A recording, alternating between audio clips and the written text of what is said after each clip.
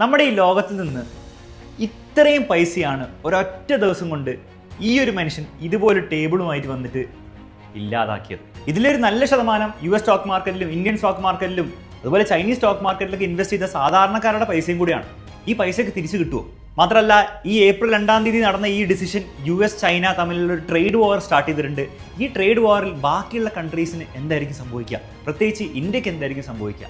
Global medias നിരന്തരമായി ചർച്ച ചെയ്തുകൊണ്ടിരിക്കുന്ന ഈ US റിസഷൻ അത് ആക്ച്വലി വരാൻ ചാൻസ് ഉണ്ടോ? അതും കൂടാതെ ട്രംപിന്റെ ഈ പുതിയ ടാരിഫ് അനൗൺസ്മെന്റിന് ശേഷം സിംഗപ്പൂർ പ്രൈം മിനിസ്റ്റർ ഇട്ട ഒരു വീഡിയോ നമുക്ക് കണ്ടുപോകാം. The last time the world experienced something like this was in the 1930s. Trade wars escalated into armed conflict and eventually the Second World War. ഈ ഒരു സ്പീച്ചിന്റെ അടിസ്ഥാനത്തിൽ 1930s US ടാരിഫ് പോളിസി ആയിരുന്നു indirectly world war 2ലേക്ക് lead ചെയ്ത്. അങ്ങനെയാണ് ഈ 2025 US ടാരിഫിന്റെ പുതിയ policy almost similar ആയതുകൊണ്ട് തന്നെ വേൾഡ് വാർ 3ലേക്ക് ലീഡ് ചെയ്യാൻ ചാൻസ് ഉണ്ടോ? ഈ പറഞ്ഞ എല്ലാ കാര്യങ്ങളും നമ്മൾ നോക്കുന്നതായിരിക്കും. പക്ഷേ നമ്മൾ വെറുതെ ഇമോഷണൽ റെസ്പോൺസോ ആൾക്കാരെ കുറ്റം പറഞ്ഞോ ആ രീതിയിലായിരിക്കില്ല നമ്മൾ നോക്കാൻ പോകുന്നത്. നമ്മൾ ഫണ്ടമെന്റലി കാര്യങ്ങൾ മനസ്സിലാക്കി, എന്താണ് താരിഫ്, എന്തിനാണ് താരിഫ്, ഇപ്പം എന്താണ് ഈ താരിഫ് കൊണ്ടുവരാൻ കാരണം, ഈ താരിഫ് എങ്ങനെയാണ് ആക്ച്വലി കാൽക്കുലേറ്റ് ചെയ്തത്, അതിലെ പിഴവുകൾ എന്തൊക്കെയാണ്, 90 ഡേയ്സിൽ ഇപ്പോൾ ഒരു പോസ് കൊണ്ടുവന്നിട്ടുണ്ട്, ആ 90 ഡേയ്സിന്റെ പോസിന്റെ അർത്ഥം എന്താണ്, വീണ്ടും തിരിച്ച് ടാരിഫ് കൊണ്ടുവരാൻ ചാൻസ് ഉണ്ടോ, ആൻഡ് ലാസ്റ്റ്ലി ഇന്ത്യൻ സ്റ്റോക്ക് മാർക്കറ്റിനും ആസ് എ കൺട്രി ഇന്ത്യയിൽ എന്തൊക്കെ മാറ്റങ്ങൾ ഉണ്ടാവാനാണ് ചാൻസ്. ഇത്രയും കാര്യങ്ങളായിരിക്കും നമ്മളൊരു എഡ്യൂക്കേഷണൽ ഫോർമാറ്റിൽ നോക്കാൻ പോകുന്നത്. സോ ഇതുപോലത്തെ ഫിനാൻസ് ബേസ്ഡ് ആയിട്ടുള്ള എഡ്യൂക്കേഷണൽ വീഡിയോസ് കാണാൻ നിങ്ങൾക്ക് താല്പര്യമുണ്ട്, തീർച്ചയായും നമ്മുടെ ഈ ചാനൽ സബ്സ്ക്രൈബ് ചെയ്യുക. Welcome to finance with Alex and Alan. First നമുക്ക് എന്താണ് ടാരിഫ് എന്നുള്ള കാര്യം ഒരു സിമ്പിൾ എക്സാമ്പിൾ വെച്ച് മനസ്സിലാക്കാം. ഫോർ എക്സാമ്പിൾ, ഇന്ത്യയിൽ നിന്ന് Indian company US steel export ചെയ്യുന്നുണ്ട്. സ്റ്റീൽ 1 ലക്ഷം രൂപ വർത്തായിട്ടുള്ള സ്റ്റീലാണ് എക്സ്പോർട്ട് ചെയ്യുന്നത്. ഈ ടാരിഫും കാര്യങ്ങളൊന്നും ഇല്ലെങ്കിൽ 1 ലക്ഷം രൂപയുടെ സ്റ്റീൽ US ഒരു കമ്പനിക്ക് എക്സ്പോർട്ട് ചെയ്ത് കൊടുക്കുന്നു. 1 ലക്ഷം രൂപ ആ കമ്പനി ഇന്ത്യൻ കമ്പനിക്ക്, ടാറ്റ സ്റ്റീലാണ്, ടാറ്റ സ്റ്റീലിന് കൊടുക്കുന്നു. Simple transaction. പക്ഷേ ഈ ഒരു സാഹചര്യത്തിൽ US എന്ത് ചെയ്തു? US ഒരു 20% സ്റ്റീലിന് എന്ത് ചെയ്തു? ഒരു ഇമ്പോർട്ട് ടാരിഫ് കൊണ്ടുവന്നു. ഇനി എന്തായിരിക്കും വ്യത്യാസം ഉണ്ടാവുക? അതായത് ഇന്ത്യൻ കമ്പനി ടാറ്റ സ്റ്റീൽ വീണ്ടും US ഏതൊരു കമ്പനിക്ക് വേണ്ടിയിട്ട് ഈ 1 ലക്ഷം രൂപയുടെ സ്റ്റീൽ കൊടുക്കുന്നു. ആ 1 ലക്ഷം രൂപയുടെ സ്റ്റീലിൻ്റെ മുകളിൽ US ഗവൺമെൻറ് പറയും 20% ആണല്ലോ ഇമ്പോർട്ട് ടാരിഫ്, അപ്പോൾ 20% അഥവാ 20,000 റുപ്പീസ് അത് ഞങ്ങൾക്കാന്ന് പറയും. എന്നിട്ട് അവർ ആ പൈസ കൊണ്ടുപോകും. എഫക്റ്റീവ്ലി US ഈ ഒരു സ്റ്റീലിൻ്റെ പ്രൈസ് എത്രയും മാറിയിട്ടുണ്ട്? 1ഉം 20,000 കൂടി ചേർത്തിട്ട് 1.2 lakhs കൂടിയിട്ടുണ്ട്. ഇനി ഓബിയസ്ലി നിങ്ങളുടെ സംശയം ഉണ്ടാവും, ഈ 20,000 റുപ്പീസ് ആരാണ് കൊടുക്കുക? ഇന്ത്യൻ കമ്പനീസ് ആണ് കൊടുക്കുക, അല്ലെങ്കിൽ US കമ്പനീസ് ആണ് കൊടുക്കുക, അല്ലെങ്കിൽ വേറെ ആരെങ്കിലും കൊടുക്കുക? ഈ കാര്യങ്ങളൊക്കെ നമുക്ക് നോക്കാം. പക്ഷേ ബേസിക്കലി ഇമ്പോർട്ട് ടാരിഫിൻ്റെ കോൺസെപ്റ്റ് മനസ്സിലായി വിചാരിക്കുന്നു.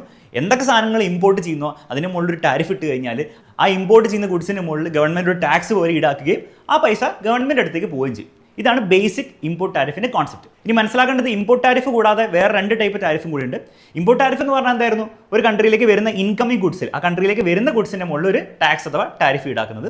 ഇതേപോലെ എക്സ്പോർട്ട് ടാരിഫ് ഉണ്ട്. അതായത് നമ്മൾ നേരത്തെ എക്സാമ്പിൾ നമ്മൾ നോക്കുകയാണെങ്കിൽ ഇന്ത്യയിൽ നിന്ന് സ്റ്റീൽ അമേരിക്കയിൽ എക്സ്പോർട്ട് ചെയ്യുന്നതിന് വേണം ഇന്ത്യൻ ഗവൺമെൻറ് പറയാം ഇത് എക്സ്പോർട്ട് ചെയ്യുന്നുണ്ടല്ലോ, അങ്ങനെയാണ് ഞങ്ങൾക്ക് ഒരു ടാക്സ് വേണമെന്ന് പറയാം. പൊതുവെ കൺട്രീസ് ഒന്നും ഇന്നത്തെ കാലത്ത് അങ്ങനെ ചെയ്യാറില്ല. കാരണം അത് ആ ഡൊമസ്റ്റിക് കമ്പനീനെ, ആ സ്വന്തം കൺട്രിയിലുള്ള കമ്പനീനെ തന്നെ ഹേർട്ട് ചെയ്യുന്ന രീതിയിലാണ് ഉണ്ടാവുക. അപ്പോൾ പൊതുവെ അത് ചെയ്യാറില്ല. ഇതുകൂടാതെ ട്രാൻസിറ്റ് ടാരിഫ് എന്ന് പറയുന്ന ടാരിഫ് ഉണ്ട്. അതായത് ഒരു കൺട്രിയിലൂടെ ഗുഡ്സ് പാസ് ചെയ്യുകയാണെങ്കിൽ അതിനും വേണമെങ്കിൽ ഒരു കൺട്രിക്ക് എന്ത് ചെയ്യാം? ടാരിഫ് വെക്കാം. ഇനി ഇന്നത്തെ ഒരു ഗ്ലോബൽ എക്കണോമിയിൽ ഈ 2 ടാരിഫ്സും വലിയ കാര്യമായിട്ട് യൂസ് ചെയ്യപ്പെടാറില്ല. ഏറ്റവും കൂടുതൽ യൂസ് ചെയ്യുന്നത് ഇമ്പോർട്ട് ടാരിഫ്സ് തന്നെയാണ്. സോ നമുക്ക് എന്ത് ചെയ്യാം? ഇമ്പോർട്ട് ടാരിഫ്സിൻ്റെ മുകളിൽ ഇനി ഫോക്കസ് ചെയ്യാം. ഇനി അടുത്ത നമുക്ക് നോക്കാനുള്ളത്, എന്തിനാണ് ഈ കൺട്രീസൊക്കെ ഈ ഇമ്പോർട്ട് ടാരിഫൊക്കെ കൊണ്ടുവരുന്നത്? ഇതിനൊക്കെ ആവശ്യമുണ്ടോ? 3 കാരണങ്ങളാണുള്ളത്. ഫസ്റ്റ് കാരണം റവന്യൂ ജനറേഷൻ. ഇപ്പോൾ ഈ മൊത്തം ട്രാൻസാക്ഷനിൽ നിങ്ങൾ നോക്കിയാൽ മനസ്സിലാവും, ഈ ഇമ്പോർട്ട് ടാരിഫ് ഉള്ളതുകൊണ്ട് ആ 20,000 റുപ്പീസ് അഥവാ 20% ആർക്ക് കിട്ടി? US ഗവൺമെൻറ്റിന് കിട്ടി. അപ്പോൾ US ഗവൺമെൻറ്റിന് എക്സ്ട്രാ ഒരു റവന്യൂ ജനറേറ്റ് ചെയ്യുന്ന ഒരു പരിപാടിയാണ് ഈ ഇമ്പോർട്ട് ടാരിഫ്. അപ്പോൾ തീർച്ചയായിട്ടും കൺട്രീസിന് റവന്യൂ ജനറേറ്റ് ചെയ്യാൻ വേണ്ടിയിട്ട് ഈ ഇമ്പോർട്ട് ടാരിഫ് എന്ത് ചെയ്യാം? ഇമ്പോസ് ചെയ്യാം. രണ്ടാമത്തെ റീസണാണ് പ്രൊട്ടക്ഷൻ ഓഫ് ഡൊമസ്റ്റിക് കമ്പനീസ്. ഇപ്പോൾ ഫോർ എക്സാമ്പിൾ, US സ്റ്റീൽ ഉണ്ടാക്കുന്ന 2 കമ്പനീസാണ്. ഇതേപോലെ ഇന്ത്യയിൽ സ്റ്റീൽ ഉണ്ടാക്കുന്ന 2 മേജർ കമ്പനീസാണ് ടാറ്റ സ്റ്റീലും JSW സ്റ്റീലും. വേറെയും കുറേ കമ്പനീസ് ഉണ്ട്. സംഭവിക്കുക എന്താണെന്ന് വെച്ച് കഴിഞ്ഞാൽ US ഈ ഒരു 2 കമ്പനീസിന്, നമ്മുടെ ന്യൂക്കോർ സ്റ്റീലിനും അതുപോലെ ഈ ക്ലിപ്സ് എന്ന് പറഞ്ഞ കമ്പനീസിനൊക്കെ സ്റ്റീൽ ഉണ്ടാക്കാൻ വേണ്ടി കുറച്ചുകൂടി പൈസ കൂടുതലായിരിക്കും. ഫോർ എക്സാമ്പിൾ, ഒരു പ്രത്യേക ക്വാണ്ടിറ്റി ഞാൻ പറയുന്നില്ല, ഒരു പ്രത്യേക ക്വാണ്ടിറ്റി ഓഫ് സ്റ്റീൽ ഉണ്ടാക്കാൻ വേണ്ടിയിട്ട് ഇവർക്ക് 1.1 ലക്ഷം, 1,10,000 രൂപയാണെന്ന് വിചാരിക്കാം, ഇന്ത്യൻ റുപ്പീസാണെന്ന് വിചാരിക്കാം, ഒരു പ്രത്യേക ക്വാണ്ടിറ്റി ഉണ്ടാക്കാൻ വേണ്ടി. അത്രയും ക്വാണ്ടിറ്റി തന്നെ ഉണ്ടാക്കാൻ വേണ്ടിയിട്ട് ഇന്ത്യൻ കമ്പനീസിന് അത്രയും പൈസ ആവുമോ? ഒബ്വിയസ്ലി ഇല്ല. ഇന്ത്യയിൽ ചീപ്പ് ലേബർ കിട്ടുന്നതുകൊണ്ടും പ്രൊഡക്ഷൻ കോസ്റ്റ് ജനറലി കുറവായതുകൊണ്ട് തന്നെ അത്രയും ക്വാണ്ടിറ്റി ഉണ്ടാക്കാൻ വേണ്ടിയിട്ട് ഇവർക്ക് ചിലപ്പോൾ 1 ലക്ഷം രൂപയാണ് ഉണ്ടാവുള്ളൂ. ഈ എക്സാക്ട് നമ്പർ നോക്കണ്ട, ഇത്രയും ഡിഫറൻസ് ഒന്നും ജനറലി ഉണ്ടാവില്ല, എന്നാലും ചെറിയൊരു ഡിഫറൻസ് ഉണ്ടാവുന്നതായിരിക്കും. ഇനി ആലോചിച്ച് നോക്ക്, ഈ സ്റ്റീലൊക്കെ ആരാണ് വാങ്ങുക? US കുറേ കമ്പനീസ് ഈ സ്റ്റീൽ മാനുഫാക്ചർ ചെയ്യാൻ വേണ്ടിയൊക്കെ വാങ്ങും. അതിന് നല്ലൊരു എക്സാമ്പിളാണ് ജില്ലറ്റ്. നമ്മുടെ ഷേവിംഗ് പ്രൊഡക്ട്സ് ഉണ്ടാക്കുന്ന ജില്ലറ്റ് ഒരു US ബേസ്ഡ് കമ്പനിയാണ്. അപ്പോൾ ജില്ലറ്റിന് കുറേ സ്റ്റീൽ ആവശ്യമുണ്ട് അവരുടെ റേസർ ബ്ലേഡ്സ് ഒക്കെ ഉണ്ടാക്കാൻ വേണ്ടിയിട്ട്. ഈ ഒരു സിനാരിയോയിൽ അവർ ഏത് കമ്പനീസിനായിരിക്കും സ്റ്റീൽ വാങ്ങുക? ഇപ്പോൾ ഇന്ത്യയിൽ നിന്ന് ഇത്രയും പൈസയാണ്, അതുപോലെ US നിന്ന് ഇത്രയും പൈസയാണെങ്കിൽ ഒബ്വിയസ്ലി അവരെന്ത് ചെയ്യും? അവർ ഇന്ത്യ പോലത്തെ കൺട്രീസിൽ നിന്ന് ഈ സ്റ്റീൽ സോഴ്സ് ചെയ്യുന്നതായിരിക്കും. പക്ഷേ ഇത് അമേരിക്കൻ കമ്പനീസിന് അത്ര നല്ലതല്ല. കാരണം അവർക്ക് എങ്ങനെ നോക്കിയാലും ഇത്രയും നമ്മുടെ ഇന്ത്യക്കാരുണ്ടാക്കുന്ന അത്രയും പൈസയിൽ സ്റ്റീൽ മാനുഫാക്ചർ ചെയ്യാൻ പറ്റില്ല. ഈ സാഹചര്യത്തിൽ നമ്മൾ നേരത്തെ പറഞ്ഞ പോലെ ഒരു ഇമ്പോർട്ട് ഡ്യൂട്ടി അഥവാ ഇമ്പോർട്ട് ടാരിഫ് നമ്മുടെ ഇന്ത്യൻ സ്റ്റീൽ കമ്പനീസിന് മുകളിൽ വന്നു കഴിഞ്ഞാൽ എങ്ങനെയായിരിക്കും സിനാരിയോ ചേഞ്ച് ചെയ്യുന്ന കാര്യം നമുക്ക് നോക്കാം. ഓക്കെ, അപ്പം ബിഫോർ ടാരിഫ് ഇതായിരുന്നു സിനാരിയോ എങ്കിൽ ആഫ്റ്റർ ടാരിഫ് നമ്മൾ നേരത്തെ പറഞ്ഞ പോലെ തന്നെ ടാറ്റ സ്റ്റീലിൻ്റെ സ്റ്റീൽ US എത്തുമ്പോഴത്തേക്കും ഇത്രയും പൈസയും, എന്നാൽ US മാനുഫാക്ചർ ചെയ്യുന്ന സ്റ്റീൽ ഇത്രയും പൈസയായിരിക്കും. അപ്പോൾ ഈ ഒരു ടാരിഫ് വന്നതിന് ശേഷം ഏതാണ് കൂടുതൽ അട്രാക്റ്റീവ്? ജില്ലറ്റ് പോലെ കമ്പനീസ് നോക്കുമ്പോൾ US മാനുഫാക്ചർ ചെയ്യുന്ന സ്റ്റീൽ തന്നെയാണ് അവർക്ക് എന്താണ് ചീപ്പറായി കിട്ടുന്നത്. അപ്പോൾ കൂടുതൽ എന്ത് ചെയ്യും? US കമ്പനീസിന് അടുത്ത് വാങ്ങും. അതായത് ബേസിക്കലി ഈ ഇമ്പോർട്ട് ഡ്യൂട്ടി അല്ലെങ്കിൽ ഇമ്പോർട്ട് ടാരിഫ് ഇമ്പോസ് ചെയ്തുകൊണ്ട് US മാനുഫാക്ചർ ചെയ്യുന്ന ഡൊമസ്റ്റിക് കമ്പനീസിന് ഒരു പ്രൊട്ടക്ഷനാണ് കിട്ടിയിരിക്കുന്നത്. അവർക്ക് അവരുടെ ബിസിനസ് കുറച്ചുകൂടി കൂട്ടാനുള്ള ഒരു അവസരമാണ് കിട്ടിയിരിക്കുന്നത്. അപ്പോൾ ഈ ഒരു കാരണം കൊണ്ടും ഇമ്പോർട്ട് ടാരിഫ്സ് ഒരു കൺട്രിക്ക് ഇമ്പോസ് ചെയ്യാൻ പറ്റും, അവരുടെ സ്വന്തം കമ്പനീസിനെ പ്രൊട്ടക്ട് ചെയ്യാൻ വേണ്ടിയിട്ട്. ഇനി നമ്മൾ നേരത്തെ പറഞ്ഞൊരു ചോദ്യം ഉണ്ടായിരുന്നു, അതായത് ഈ 20,000 എക്സ്ട്രാ വന്നല്ലോ നേരത്തെ കേസ് വെച്ച് നോക്കുമ്പോൾ, ആ 20,000 ആരായിരിക്കും ആക്ച്വലി കൊടുക്കുക? അതായത് ഈ മൊത്തം സിനാരിയോയിൽ എന്താ സംഭവിക്കുന്നത്? ഇപ്പോൾ ടാറ്റ സ്റ്റീൽ പോലത്തെ ഒരു കമ്പനിയിൽ നിന്ന് ജില്ലറ്റ് പോലത്തെ ഒരു US കമ്പനി ആക്ച്വലി എന്ത് ചെയ്യാണ്? സ്റ്റീൽ ഇമ്പോർട്ടാണ് ചെയ്യുന്നത്. അപ്പോൾ ടാറ്റ സ്റ്റീൽ പറഞ്ഞു, ഓക്കെ 1 ലക്ഷം രൂപയുടെ വേർത്തായുള്ള സാധനം ഞാൻ തരാം, എല്ലാ ഡിസ്കൗണ്ടൊക്കെ കഴിച്ച് 1 ലക്ഷം രൂപയ്ക്ക് ഞാൻ തരാൻ പോകുന്നത്, നീ 1 ലക്ഷം രൂപയ്ക്ക് എടുത്തു എന്ന് പറഞ്ഞു. പക്ഷേ ഈ ഒരു സ്റ്റീല് 1 ലക്ഷം രൂപയുടെ വേർത്തായിട്ടുള്ള സ്റ്റീൽ US പോർട്ടിൽ അവർക്ക് ഇറക്കണമെങ്കിൽ ജില്ലറ്റ് എന്ത് ചെയ്യേണ്ടി വരും? US ഗവൺമെൻറ് 20% ആണ് ടാരിഫ് ആണെങ്കിൽ ആ 20,000 rupees കൊടുക്കേണ്ടി വരും. അതായത് US കമ്പനിയായ ജില്ലറ്റിന് വരുന്ന കോസ്റ്റ് 1.2 lakhs ആണ്. ഇനി ഒബ്വിയസ്ലി 1.2 lakhs വരുമ്പോൾ അവരെന്താ സംഭവിക്കുക? അവരുടെ ഓവറോൾ കോസ്റ്റ് ഓഫ് പ്രൊഡക്ഷൻ കൂടി. ഇന്ത്യയിൽ തന്നെയാണ് അവർ ചെയ്യാൻ പോകുന്നതെങ്കിൽ ഓവറോൾ കോസ്റ്റ് ഓഫ് പ്രൊഡക്ഷൻ കൂടി. അപ്പോൾ അവിടെ രണ്ട് കാര്യങ്ങൾ സംഭവിക്കാം. ഒന്ന്, അവരുടെ റേസർ ബ്ലേഡ്സിനും അതുവഴി അവരുടെ എല്ലാ പ്രൊഡക്ട്സിൻ്റെയും പ്രൈസ് കൂടാം. അപ്പോൾ അമേരിക്കൻ കൺസ്യൂമേഴ്സിന് എന്താണ് ഈ പ്രൈസ് കൂടുതൽ അനുഭവിക്കും. അമേരിക്കൻ കൺസ്യൂമേഴ്സിന് നാളെ ഷേവിംഗ് പ്രൊഡക്ട്സ് പോയി വാങ്ങുമ്പോൾ അത് പ്രൈസ് കൂടുതലായിട്ട് അവർ കാണാൻ പറ്റും. കാരണം ജില്ലറ്റ് സോഴ്സ് ചെയ്യുന്ന കോസ്റ്റിന് എന്താണ്, റോ മെറ്റീരിയൽസിൻ്റെ കോസ്റ്റ് എന്താണ് കൂടിയിരിക്കുകയാണ്. അപ്പോൾ ഒന്ന് ഇത് സംഭവിക്കാം. ഇനി അതല്ല, അതിൽ വേറൊരു സിനാരിയോ ഉണ്ട്. ഈ മൊത്തം പരിപാടിയിലുള്ള പ്രശ്നം എന്താണ്? ജില്ലറ്റ് നോക്കുമ്പോൾ ടാറ്റ സ്റ്റീൽ എടുത്ത് വാങ്ങാൻ വേണ്ടിയിട്ട് ഞാൻ മൊത്തത്തിൽ 1.2 lakhs സ്പെൻഡ് ചെയ്യണം. എന്നാൽ അമേരിക്കൻ കമ്പനീസ് വാങ്ങാൻ അത്ര പൈസ ഉണ്ടാവില്ല. അപ്പം ഇത് ടാറ്റ സ്റ്റീലിന് ഓബ്വിയസ്ലി അറിയാം. അപ്പോൾ ടാറ്റ സ്റ്റീൽ എന്ത് ചെയ്യും? നേരത്തെ തന്നെ ഈ 1 lakh എന്ന് പറഞ്ഞ പ്രൈസ് അവരെന്ത് ചെയ്യേണ്ടി വരും? വിൽക്കുന്ന പ്രൈസ് അവർ കുറച്ചിട്ട് വില 90,000 രൂപയിൽ ആക്കേണ്ടി വരും. അങ്ങനെ ആക്കി കഴിഞ്ഞാൽ ആ 20% കൂടി വരുമ്പോൾ കുറച്ചും കൂടി അവർക്ക് എന്ത് ചെയ്യാൻ പറ്റും? ഈ US കമ്പനീസിനടുത്ത് കോമ്പീറ്റ് ചെയ്യാൻ പറ്റും. പക്ഷേ അങ്ങനെ 90,000 rupeesലേക്ക് പ്രൈസ് കുറയ്ക്കുമ്പോൾ എന്താ സംഭവിക്കുക? ഒബ്വിയസ്ലി അവരുടെ പ്രോഫിറ്റ് മാർജിൻ എന്താണ്? കുറയുന്നതായിരിക്കും. ഇപ്പോൾ ഫോർ എക്സാമ്പിൾ ഇത്രയും ക്വാണ്ടിറ്റി ഓഫ് സ്റ്റീൽ ഉണ്ടാക്കാൻ വേണ്ടിയിട്ട് അവർക്ക് 80,000 rupees ആണ് കോസ്റ്റ് എങ്കിൽ നേരത്തെ അവർക്ക് പ്രോഫിറ്റ് ഉണ്ടായിരുന്നത് 20,000 rupees ആയിരുന്നു. പക്ഷേ ഇപ്പോൾ ആ പ്രോഫിറ്റ് ഇത്രയിലേക്ക് മാറിയിട്ടുണ്ട്, 10,000ലേക്ക് മാറിയിട്ടുണ്ട്. ഇനി ഒബ്വിയസ്ലി ആലോചിച്ച് നോക്കിയൊക്കെ ഇമ്പോർട്ട് ടാരിഫ് 30%, 40% ഇങ്ങനെ വലിയ വലിയ നമ്പേഴ്സ് വന്നു കഴിഞ്ഞാൽ ഒരു പക്ഷേ ഈ ടാറ്റ സ്റ്റീൽ പോലത്തെ കമ്പനീസ് പൂട്ടിപ്പോകാനാണ് ചാൻസ് ഉണ്ട്. കാരണം അവർക്ക് ഒരിക്കലും പ്രോഫിറ്റബിളായിട്ട് ചെയ്യാൻ പറ്റാത്ത ഒരു സാധ്യതയും വരാൻ പറ്റും. ഓക്കെ, അപ്പോൾ രണ്ടാമത്തെ കോൺസിക്വൻസ് എന്താണ്? ഇന്ത്യൻ കമ്പനീസ്, അതായത് എക്സ്പോർട്ട് ചെയ്യുന്ന കമ്പനീസ്, അവരുടെ പ്രോഫിറ്റ് മാർജിനിൽ ഒരു കുറവ് വരും. ഇനി പ്രാക്ടിക്കലി ഇതിൽ ഏതാണ് സംഭവിക്കുക? പ്രാക്ടിക്കലി രണ്ടിൻ്റെ ഒരു കോമ്പിനേഷൻ ആയിരിക്കും ഉണ്ടാവും. US കൺസ്യൂമേഴ്സിന് അവർ വാങ്ങുന്ന ഗുഡ്സിൻ്റെ പ്രൈസ് എന്തായാലും കുറച്ചെങ്കിലും കൂടും. അതേസമയം ഇന്ത്യയിൽ നിന്ന് അതുപോലെ ബാക്കിയുള്ള കൺട്രീസിൽ നിന്ന് US എക്സ്പോർട്ട് ചെയ്യുന്ന കമ്പനീസ് ആണെങ്കിൽ അവരുടെ പ്രോഫിറ്റ് മാർജിൻ എന്താണ്? ഒബ്വിയസ്ലി കുറയും. ഇനി ഇത് രണ്ടും കൂടാതെ മൂന്നാമത്തെ ഒരു കാരണമുണ്ട്, ട്രേഡ് പോളിസി ടൂൾ. അതായത് ട്രേഡ് പോളിസി കൺട്രോൾ ചെയ്യാൻ വേണ്ടി ഒരു ടൂളായിട്ട്, സിമ്പിൾ ഭാഷയിൽ പറയുകയാണെങ്കിൽ ബ്ലാക്ക് മെയിൽ പോലെയാണ് നിങ്ങൾ കാണേണ്ടത്. ബ്ലാക്ക് മെയിൽ ചെയ്യാൻ വേണ്ടിയിട്ട് ഈ ഒരു ഇമ്പോർട്ട് ടാരിഫ് ഉപയോഗിക്കാൻ പറ്റും. ഒരു സിമ്പിൾ എക്സാമ്പിൾ വെച്ച് മനസ്സിലാക്കാൻ പറ്റും. ഓക്കെ, അതായത് നമ്മൾ 2018-2020 കാലഘട്ടത്തിലേക്ക് പോകുകയാണെങ്കിൽ അന്ന് US ചൈനയും തമ്മിൽ വലിയ രീതിയിൽ ട്രേഡ് വാർ നടക്കുമായിരുന്നു. അങ്ങോട്ടും ഇങ്ങോട്ടും ഇമ്പോർട്ട് ടാരിഫ് കൂട്ടി വലിയൊരു വൃത്തികെട്ട ലെവലിലേക്ക് എത്തിയിട്ടുണ്ടായിരുന്നു. ഇന്നും ആ ലെവലിലേക്ക് വീണ്ടും നമ്മൾ പോയിക്കൊണ്ടിരിക്കുകയാണ്. അതിലേക്ക് നമ്മൾ പിന്നീട് വരാം. തൽക്കാലം അന്നത്തെ കാര്യം നോക്കാം. അന്ന് എന്തിനായിരുന്നു US ഇത് ചെയ്തത്? അപ്പോൾ USൻ്റെ ലോജിക്ക് എന്തായിരുന്നു വെച്ചാൽ രണ്ട് കാര്യങ്ങളായിരുന്നു. ചൈന വലിയ രീതിയിൽ സ്റ്റീൽ ഡംപിങ് USലേക്ക് നടത്തിയിരുന്നു. എന്താണ് ഈ സ്റ്റീൽ ഡംപിങ് എന്ന് പറഞ്ഞാൽ? ബേസിക്കലി മനസ്സിലാക്കേണ്ടത് ചൈനയാണ് ഈ ലോകത്തിലെ എല്ലാവരും കൂടി കമ്പൈൻ ചെയ്ത് വെച്ച് നോക്കിയാലും അവരെക്കാളെല്ലാം കൂടുതൽ സ്റ്റീൽ മാനുഫാക്ചർ ചെയ്യുന്നത്. ചൈനീസ് ഗവൺമെൻറ് എന്ത് ചെയ്യുന്നത് വെച്ച് കഴിഞ്ഞാൽ ചൈനീസ് ഗവൺമെൻറ് ചൈനയിൽ സ്റ്റീൽ ഉണ്ടാക്കുന്ന കമ്പനീസിന് സബ്സിഡി കൊടുത്തു. അതായത് ആ കമ്പനീസിന് ചീപ്പായിട്ടുള്ള ലാൻഡും ചീപ്പായിട്ടുള്ള ഇലക്ട്രിസിറ്റിയും എല്ലാ ലോണും കാര്യങ്ങളൊക്കെ ചീപ്പായിട്ട് കിട്ടുന്ന രീതിയിൽ കൊടുത്തു. അതുകൊണ്ട് അവർക്ക് എന്ത് ചെയ്യാൻ പറ്റി? ചീപ്പായിട്ട് ആ കമ്പനീസിന് ചീപ്പായിട്ട് സ്റ്റീൽ ഉണ്ടാക്കാൻ പറ്റി. എന്നിട്ട് ആ സ്റ്റീൽ കൊണ്ടുപോയിട്ട് കംപ്ലീറ്റ് US അവർ കൊണ്ട് എക്സ്പോർട്ട് ചെയ്തു. ഒബ്വിയസ്ലി ചീപ്പായിട്ടുള്ള സ്റ്റീലാണ് US എത്തുന്നത്. അത് അൺഫെയർ ആയിട്ടാണ് എത്തുന്നത് അക്കോർഡിംഗ് ടു US. അങ്ങനെ എത്തിക്കഴിയുമ്പോൾ എന്താ സംഭവിക്കും? ഒബ്വിയസ്ലി ആ ഒരു ജില്ലറ്റ് പോലത്തെ കമ്പനീസ് എന്ത് ചെയ്യും? US സ്റ്റീൽ സോഴ്സ് ചെയ്യാതെ ചൈനയിൽ നിന്ന് സോഴ്സ് ചെയ്യും. കാരണം ഭയങ്കര ചീപ്പാണ്. ഇനി ഇത് എത്തിയത്, ഈ ചീപ്പായിട്ടുള്ള പ്രൈസിലേക്ക് എത്തിയത് അൺഫെയർ ആയിട്ടുള്ള രീതിയിലാണ്. അതുകൊണ്ടാണ് ഇതിനെ സ്റ്റീൽ ഡംപിംഗ് എന്ന് വിളിക്കുന്നത്. കുറേ ഉണ്ടാക്കിയിട്ട് കൊണ്ട് ഡംപ് ചെയ്യണം. എന്തിനായിരിക്കും ചൈന ഇത് ചെയ്യുന്നത്? അക്കോർഡിംഗ് ടു US US കമ്പനീസിനെ വൈപ്പ് ഔട്ട് ചെയ്യാൻ വേണ്ടിയിട്ടാണ്, അവരുടെ മാർക്കറ്റ് ഷെയർ ഒക്കെ കളയാൻ വേണ്ടിയിട്ട് അവരെ ഒന്നുമില്ലാതാക്കാൻ വേണ്ടിയിട്ടാണ് ഇത് ചെയ്യുന്നത്. ഇതൊരു അക്വിസിഷൻ ആയിരുന്നു. ഇതുപോലെ വേറൊരു അക്വിസിഷൻ ഉണ്ടായിരുന്നത് ഇന്റലക്ച്വൽ പ്രോപ്പർട്ടിയിലെ തെഫ്റ്റ് ആണ്. അതായത് ബേസിക്കലി ചൈന US കമ്പനീസിൻ്റെ, ആപ്പിളും ഗൂഗിളും പോലത്തെ കമ്പനീസിനൊക്കെ ഇന്റലക്ച്വൽ പ്രോപ്പർട്ടീസ്, അവർക്ക് ആക്ച്വൽ ഫിസിക്കൽ പ്രോപ്പർട്ടീസിനെക്കാളും കൂടുതലുള്ള ഇന്റലക്ച്വൽ പ്രോപ്പർട്ടീസ് ആണ്, അവരുടെ ടെക്നോളജിയും കാര്യങ്ങൾ വെച്ചിട്ട് അതൊക്കെ മോഷ്ടിക്കുന്നു, കോപ്പി അടിക്കുന്നു എന്നുള്ള പറഞ്ഞ കുറേ ആരോപണങ്ങൾ ഉണ്ടായിരുന്നു. അതിന് കാരണം എന്ന് വെച്ചാൽ ചൈനയിൽ ഈ ഗൂഗിളും ആപ്പിളും ഒക്കെ ബിസിനസ് തുടങ്ങണമെങ്കിൽ അവർക്ക് സ്വന്തമായിട്ട് പോയി ബിസിനസ് കൊടുക്കാനുള്ള അനുവാദമില്ല. അപ്പോൾ ജോയിൻറ്റ് വെഞ്ചേഴ്സ്, അതായത് ചൈനീസ് കമ്പനീസ് ആയിട്ടുള്ള ഒരു കൊളാബറേഷനിൽ ഇത് ചെയ്യാൻ പറ്റും. പക്ഷേ കൊളാബറേറ്റ് ചെയ്യുന്ന സമയത്ത് മിക്ക സമയത്ത് എന്ത് ചെയ്യേണ്ടി വരും, സെൻസിറ്റീവ് ആയിട്ടുള്ള ടെക്നോളജി ഒക്കെ ഷെയർ ചെയ്യേണ്ടി വരും. ഈ ടെക്നോളജി ആ ചൈനീസ് കമ്പനീസ് കോപ്പി അടിക്കുകയും അടിച്ചു മാറ്റുകയൊക്കെ ചെയ്യുന്നതായിരുന്നു അന്നത്തെ ആരോപണം ഉണ്ടായിരുന്നത്. അപ്പോൾ ഈ രണ്ട് ആരോപണത്തിൻ്റെ അടിസ്ഥാനത്തിലാണ് അന്ന് US എന്ത് ചെയ്തത്, ഇതുപോലെ ഈ ഇമ്പോർട്ട് ടാരിഫ് ചൈനയുടെ മുകളിൽ കൂട്ടിയത്. ഒബ്വിയസ്ലി ചൈന വെറുതെ ഇരുന്നില്ല, ചൈനയും കൂട്ടി, അങ്ങോട്ടും ഇങ്ങോട്ടും വലിയ രീതിയിൽ ട്രേഡ് വാർ ആയിട്ടുണ്ടായിരുന്നു. പക്ഷേ ഇവിടെ മനസ്സിലാക്കേണ്ട കാര്യം, ഇവിടെ ഇൻഹെറൻ്റ്ലി റവന്യൂ ഉണ്ടാക്കാൻ വേണ്ടിയിട്ടോ അല്ലെങ്കിൽ ആ കമ്പനീസിനെ US കമ്പനീസിനെ പ്രൊട്ടക്റ്റ് ചെയ്യാൻ വേണ്ടിയിട്ടോ ഡയറക്റ്റ്ലി ചെയ്തതല്ല, ചൈനേനെ കുറച്ച് ബ്ലാക്ക് മെയിൽ ചെയ്ത്, അതായത് നിങ്ങൾ ഈ പരിപാടിയൊക്കെ നിർത്തിയില്ലെങ്കിൽ ഞങ്ങൾ ഇമ്പോർട്ട് ടാരിഫ് കൂട്ടും എന്ന് പറഞ്ഞ് ബ്ലാക്ക് മെയിൽ ചെയ്യാൻ വേണ്ടിയിട്ടാണ്, ആ ട്രേഡ് പോളിസി എന്താണ് കൺട്രോൾ ചെയ്യാൻ വേണ്ടിയിട്ടാണ് ഈ ഒരു ഇമ്പോർട്ട് ടാരിഫിനെ ഉപയോഗിച്ചിരിക്കുന്നത്. ഒബ്വിയസ്ലി ചൈനയും തിരിച്ചങ്ങനെ ഉപയോഗിച്ച്, അപ്പോൾ ആ ഒരു കാര്യത്തിന് വേണ്ടി അങ്ങോട്ടും ഇങ്ങോട്ടും കൺട്രീസിനെ ബ്ലാക്ക് മെയിൽ ചെയ്യാൻ വേണ്ടിയിട്ടും ഈ ഇമ്പോർട്ട് ടാരിഫിനെ ഉപയോഗിക്കാൻ പറ്റും. അപ്പോൾ എന്താണ് ഇമ്പോർട്ട് ടാരിഫ് എന്നും എന്തിനാണ് ഈ ഇമ്പോർട്ട് ടാരിഫ് ആക്ച്വലി ഉപയോഗിക്കുന്ന കാര്യം മനസ്സിലായി വിചാരിക്കും. അടുത്തുള്ള ചോദ്യം, ഈ ഇമ്പോർട്ട് ടാരിഫ് ആക്ച്വലി നല്ലതാണോ അല്ലെങ്കിൽ മോശം കാര്യമാണോ? നമുക്കൊരു സിമ്പിൾ എക്സാമ്പിൾ വെച്ച് നോക്കാം. ഇപ്പോൾ 2017 നമ്മൾ പോവുകയാണെങ്കിൽ ഇന്ത്യൻ ഗവൺമെൻറ് എന്ത് ചെയ്തു, ഇന്ത്യയിലേക്ക് ഇമ്പോർട്ട് ചെയ്യുന്ന മൊബൈൽ ഫോൺസിൻ്റെ മുകളിലും അതിൻ്റെ ഉണ്ടാക്കാൻ ഉപയോഗിക്കുന്ന കോമ്പണൻസിൻ്റെ മുകളിലും, ചാർജേഴ്സ്, ബാറ്ററീസിൻ്റെ മുകളിലൊക്കെ മെല്ലെ മെല്ലെ ഇമ്പോർട്ട് ടാരിഫ് ഇമ്പോസ് ചെയ്യാൻ തുടങ്ങി. അത് മെല്ലെ മെല്ലെയാണ് ചെയ്തത്. 2016 കുറച്ചേ ഉണ്ടായിരുന്നുള്ളൂ, 2020 ആകുമ്പോഴത്തേക്ക് മെല്ലെ മെല്ലെ കൂട്ടിക്കൊണ്ടുവന്നു. ഇതിൻ്റെ ഫലമായിട്ട് എന്താ ഉണ്ടായത്, നമ്മൾ ടാരിഫിൻ്റെ മുൻപ് നോക്കുകയാണെങ്കിൽ 19% ഫോൺസ് ഇന്ത്യയിൽ മാനുഫാക്ചർ ചെയ്യുന്ന ഫോൺസ് ആയിരുന്നു. പക്ഷേ ടാരിഫിന് ശേഷം, ഇത്രയും വർഷത്തിന് ശേഷം, ഇപ്പം 97% ഫോണും നമ്മൾ ഉപയോഗിക്കുന്നത് ഇന്ത്യയിൽ തന്നെ മാനുഫാക്ചർ ചെയ്യുന്നതാണ്. അതിൻ്റെ വാല്യൂ നോക്കിയാൽ അത് വലിയ രീതിയിലാണ് ഇൻക്രീസ് ചെയ്തിരിക്കുന്നത്. അന്ന് 18,000 crore അടുത്തുള്ള ഫോൺസ് ആയിരുന്നു ലോക്കലി മാനുഫാക്ചർ ചെയ്തത്. ഇന്ന് 3.5 ലക്ഷം കോടിയുടെ വേർത്തായിട്ടുള്ള ഫോൺസാണ് ഇന്ത്യയിൽ തന്നെ മാനുഫാക്ചർ ചെയ്യുന്നത്. അപ്പോൾ ഇത് സംഭവിക്കാനുള്ള കാരണം എന്തായിരിക്കും, നിങ്ങൾക്ക് തന്നെ ആലോചിച്ചാൽ മനസ്സിലാവും. ഈ ഒരു ഇമ്പോർട്ട് ടാരിഫ് വന്നതിന് ശേഷം ആപ്പിൾ പോലത്തെ കമ്പനീസിനും അതുപോലെ ഷോമി പോലത്തെ കമ്പനീസിനും ഇന്ത്യയിലേക്ക് ആക്ച്വലി ഗുഡ്സ് അയക്കുന്നതിനേക്കാളും ബെറ്റർ അവർക്ക് തോന്നിയെന്താണ്, ഇന്ത്യയിൽ തന്നെ മാനുഫാക്ചറിങ് പ്ലാൻ ഇട്ടിട്ട് അവിടെ നിന്ന് ഉണ്ടാക്കുന്നതാണ് ബെറ്റർ ആയിട്ട് തോന്നി. കാരണം ഇമ്പോർട്ട് ടാരിഫിൽ എന്ത് ചെയ്യാം, അവർക്ക് സേവ് ചെയ്യാൻ പറ്റും. അതുകൊണ്ട് എക്സാക്ട്ലി അതാണ് സംഭവിച്ചത്.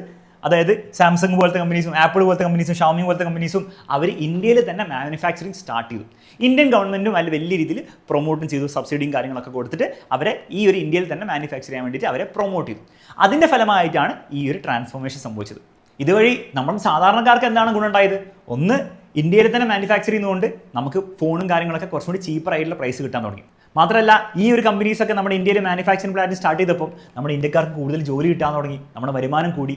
ഇതും കൂടാതെ ഇന്ത്യയിൽ ഈ ഫോണൊക്കെ ഉണ്ടാക്കുന്ന കുറച്ചുകൂടി ചീപ്പറായതുകൊണ്ട് ഈ ഇന്ത്യയിൽ മാനുഫാക്ചർ ചെയ്യുന്ന ഫോൺ ബാക്കിയുള്ള കൺട്രീസിലേക്ക് എക്സ്പോർട്ടും ചെയ്യാൻ തുടങ്ങി. ഇപ്പോൾ ഓവറോൾ നമ്മൾ നോക്കുകയാണെങ്കിൽ ഇന്ത്യക്കാർക്കും ഇന്ത്യ ആസ് എ കൺട്രിക്കും ഇതൊരു നല്ല കാര്യമായിരുന്നു. ഇത് ഇമ്പോർട്ട് ടാരിഫ് ഈ ഫോൺസിന് മുകളിൽ ഇമ്പോസ് ചെയ്യുന്നത് ഒരു നല്ല കാര്യമായിട്ട് മാറി. പക്ഷേ അതിനൊരു കണ്ടീഷൻ ഉണ്ടായിരുന്നു. അതായത് ഇന്ത്യയിൽ ഈ ബാക്കിയുള്ള കമ്പനീസിനോ അല്ലെങ്കിൽ ഇന്ത്യൻ കമ്പനീസിനോ മാനുഫാക്ചർ ചെയ്യാനുള്ള ഫെസിലിറ്റീസ്, അതിന് വേണ്ടിയുള്ള ലേബർ, അതിന് വേണ്ടിയിട്ടുള്ള എല്ലാ രീതിയിലുള്ള റിസോഴ്സസും അവൈലബിൾ ആണെന്നുള്ള കാര്യം ഉറപ്പ് വരുത്തിയിട്ടാണ് ഇന്ത്യൻ ഗവൺമെൻറ് ഇത് ചെയ്തത്. അങ്ങനത്തെ ഒരു അവൈലബിലിറ്റിയും കാര്യങ്ങളും ഇല്ലായിരുന്നെങ്കിൽ അത് വലിയൊരു പ്രശ്നമായേനെ. ആ പ്രശ്നം നമുക്ക് വേറൊരു എക്സാമ്പിൾ വെച്ച് നോക്കാം. അപ്പോൾ ഇത് മനസ്സിലാക്കാൻ വേണ്ടിയിട്ട് നമുക്ക് 2011 സാക്ഷാൽ ലയണൽ മെസ്സിയുടെ നാട്ടിലേക്ക് പോകാം. അപ്പോൾ അർജന്റീന ഗവൺമെൻറ് എന്താ ചെയ്തതെന്ന് വെച്ചാൽ അന്നത്തെ കാലത്ത് ഇലക്ട്രോണിക്സിലും ഓട്ടോമൊബൈൽസും ക്ലോത്തിങ്ങിലും ലക്ഷറി ഫുട്വെയറിലും കാര്യങ്ങളൊക്കെ അവരെന്ത് ചെയ്തു, അവർ വലിയ രീതിയിൽ ഇമ്പോർട്ട് ടാരിഫ് അങ്ങോട്ട് ഇമ്പോസ് ചെയ്തു. ഓക്കെ, പക്ഷേ പ്രശ്നം എന്താ വേണ്ടി വെച്ചാൽ 4 കാരണങ്ങളുണ്ട് ഇതൊരു മണ്ടത്തരായി മാറി.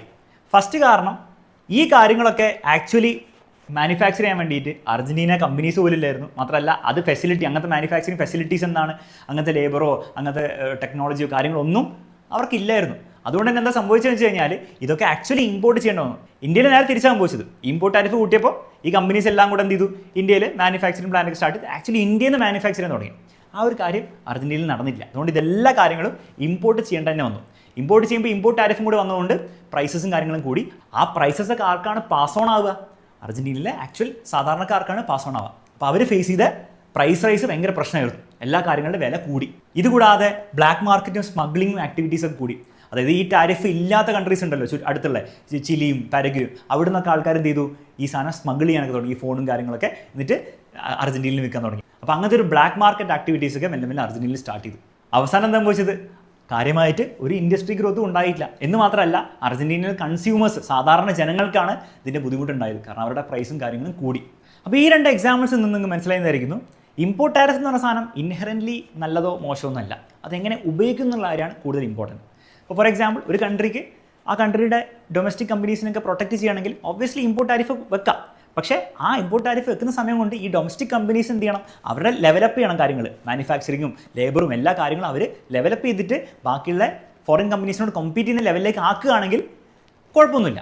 ഇനി അതല്ല ഇന്ത്യയൊക്കെ ചെയ്ത പോലെ ബാക്കിയുള്ള ഫോറിൻ കമ്പനീസിന് ഇന്ത്യയിൽ വന്നിട്ട് മാനുഫാക്ചറിങ് കാര്യങ്ങൾ സ്റ്റാർട്ട് ചെയ്യാൻ വേണ്ടിയിട്ടുള്ള റിസോഴ്സസും ലേബറും ഒക്കെ കൊടുക്കാൻ പറ്റുമെങ്കിലും അങ്ങനെയാണെങ്കിലും കുഴപ്പമില്ല.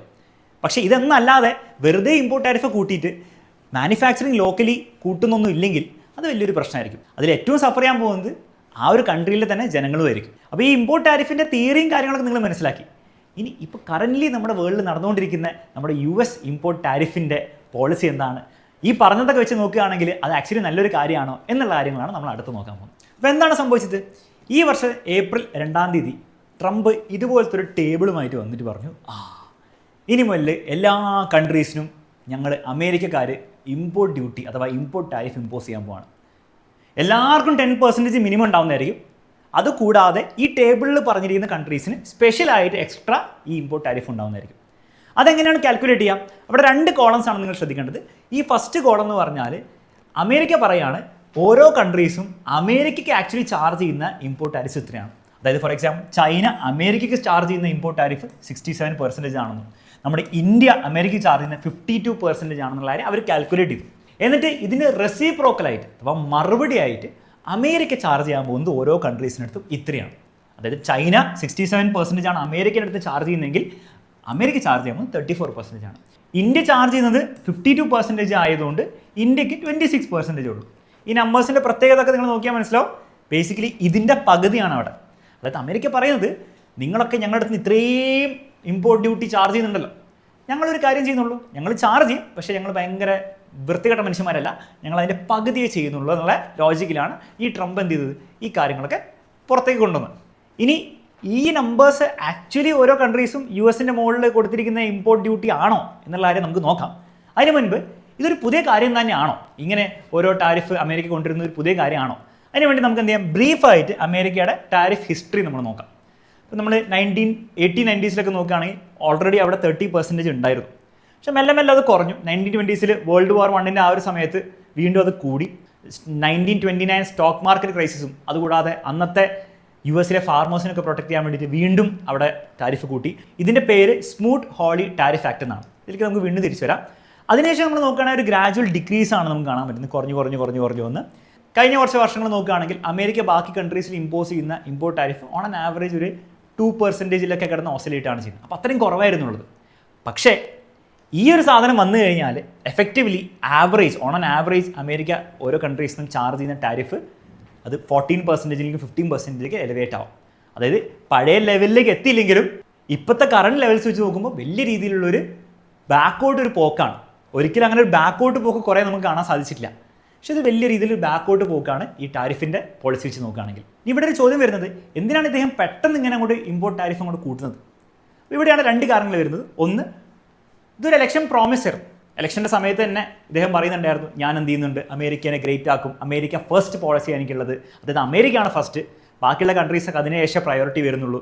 അപ്പോൾ അമേരിക്കയുടെ കാര്യങ്ങൾ ആദ്യം ഫിക്സ് ചെയ്യുക, അമേരിക്കയ്ക്ക് വേണ്ടിയെല്ലാം ഫെയർ ആയിട്ട് ചെയ്യുക, അതിനുശേഷം മതി ബാക്കിയുള്ള കൺട്രീസിൻ്റെ കാര്യം ആലോചിക്കാം. അപ്പോൾ ആ ഒരു പോളിസിൻ്റെ ഭാഗമായിട്ട് അന്നേ പറഞ്ഞിട്ടുണ്ടായിരുന്നു എല്ലാവർക്കും എന്തായാലും മിനിമം 10-20% ബേസ് ലൈൻ ടാരിഫ് വെക്കുന്നു, അതിൽ ചൈനയ്ക്കും കാര്യങ്ങളൊക്കെ കൂടുതൽ വെക്കുന്ന കാര്യം അന്നേ പ്രോമിസ് ചെയ്തിട്ടുണ്ടായിരുന്നു.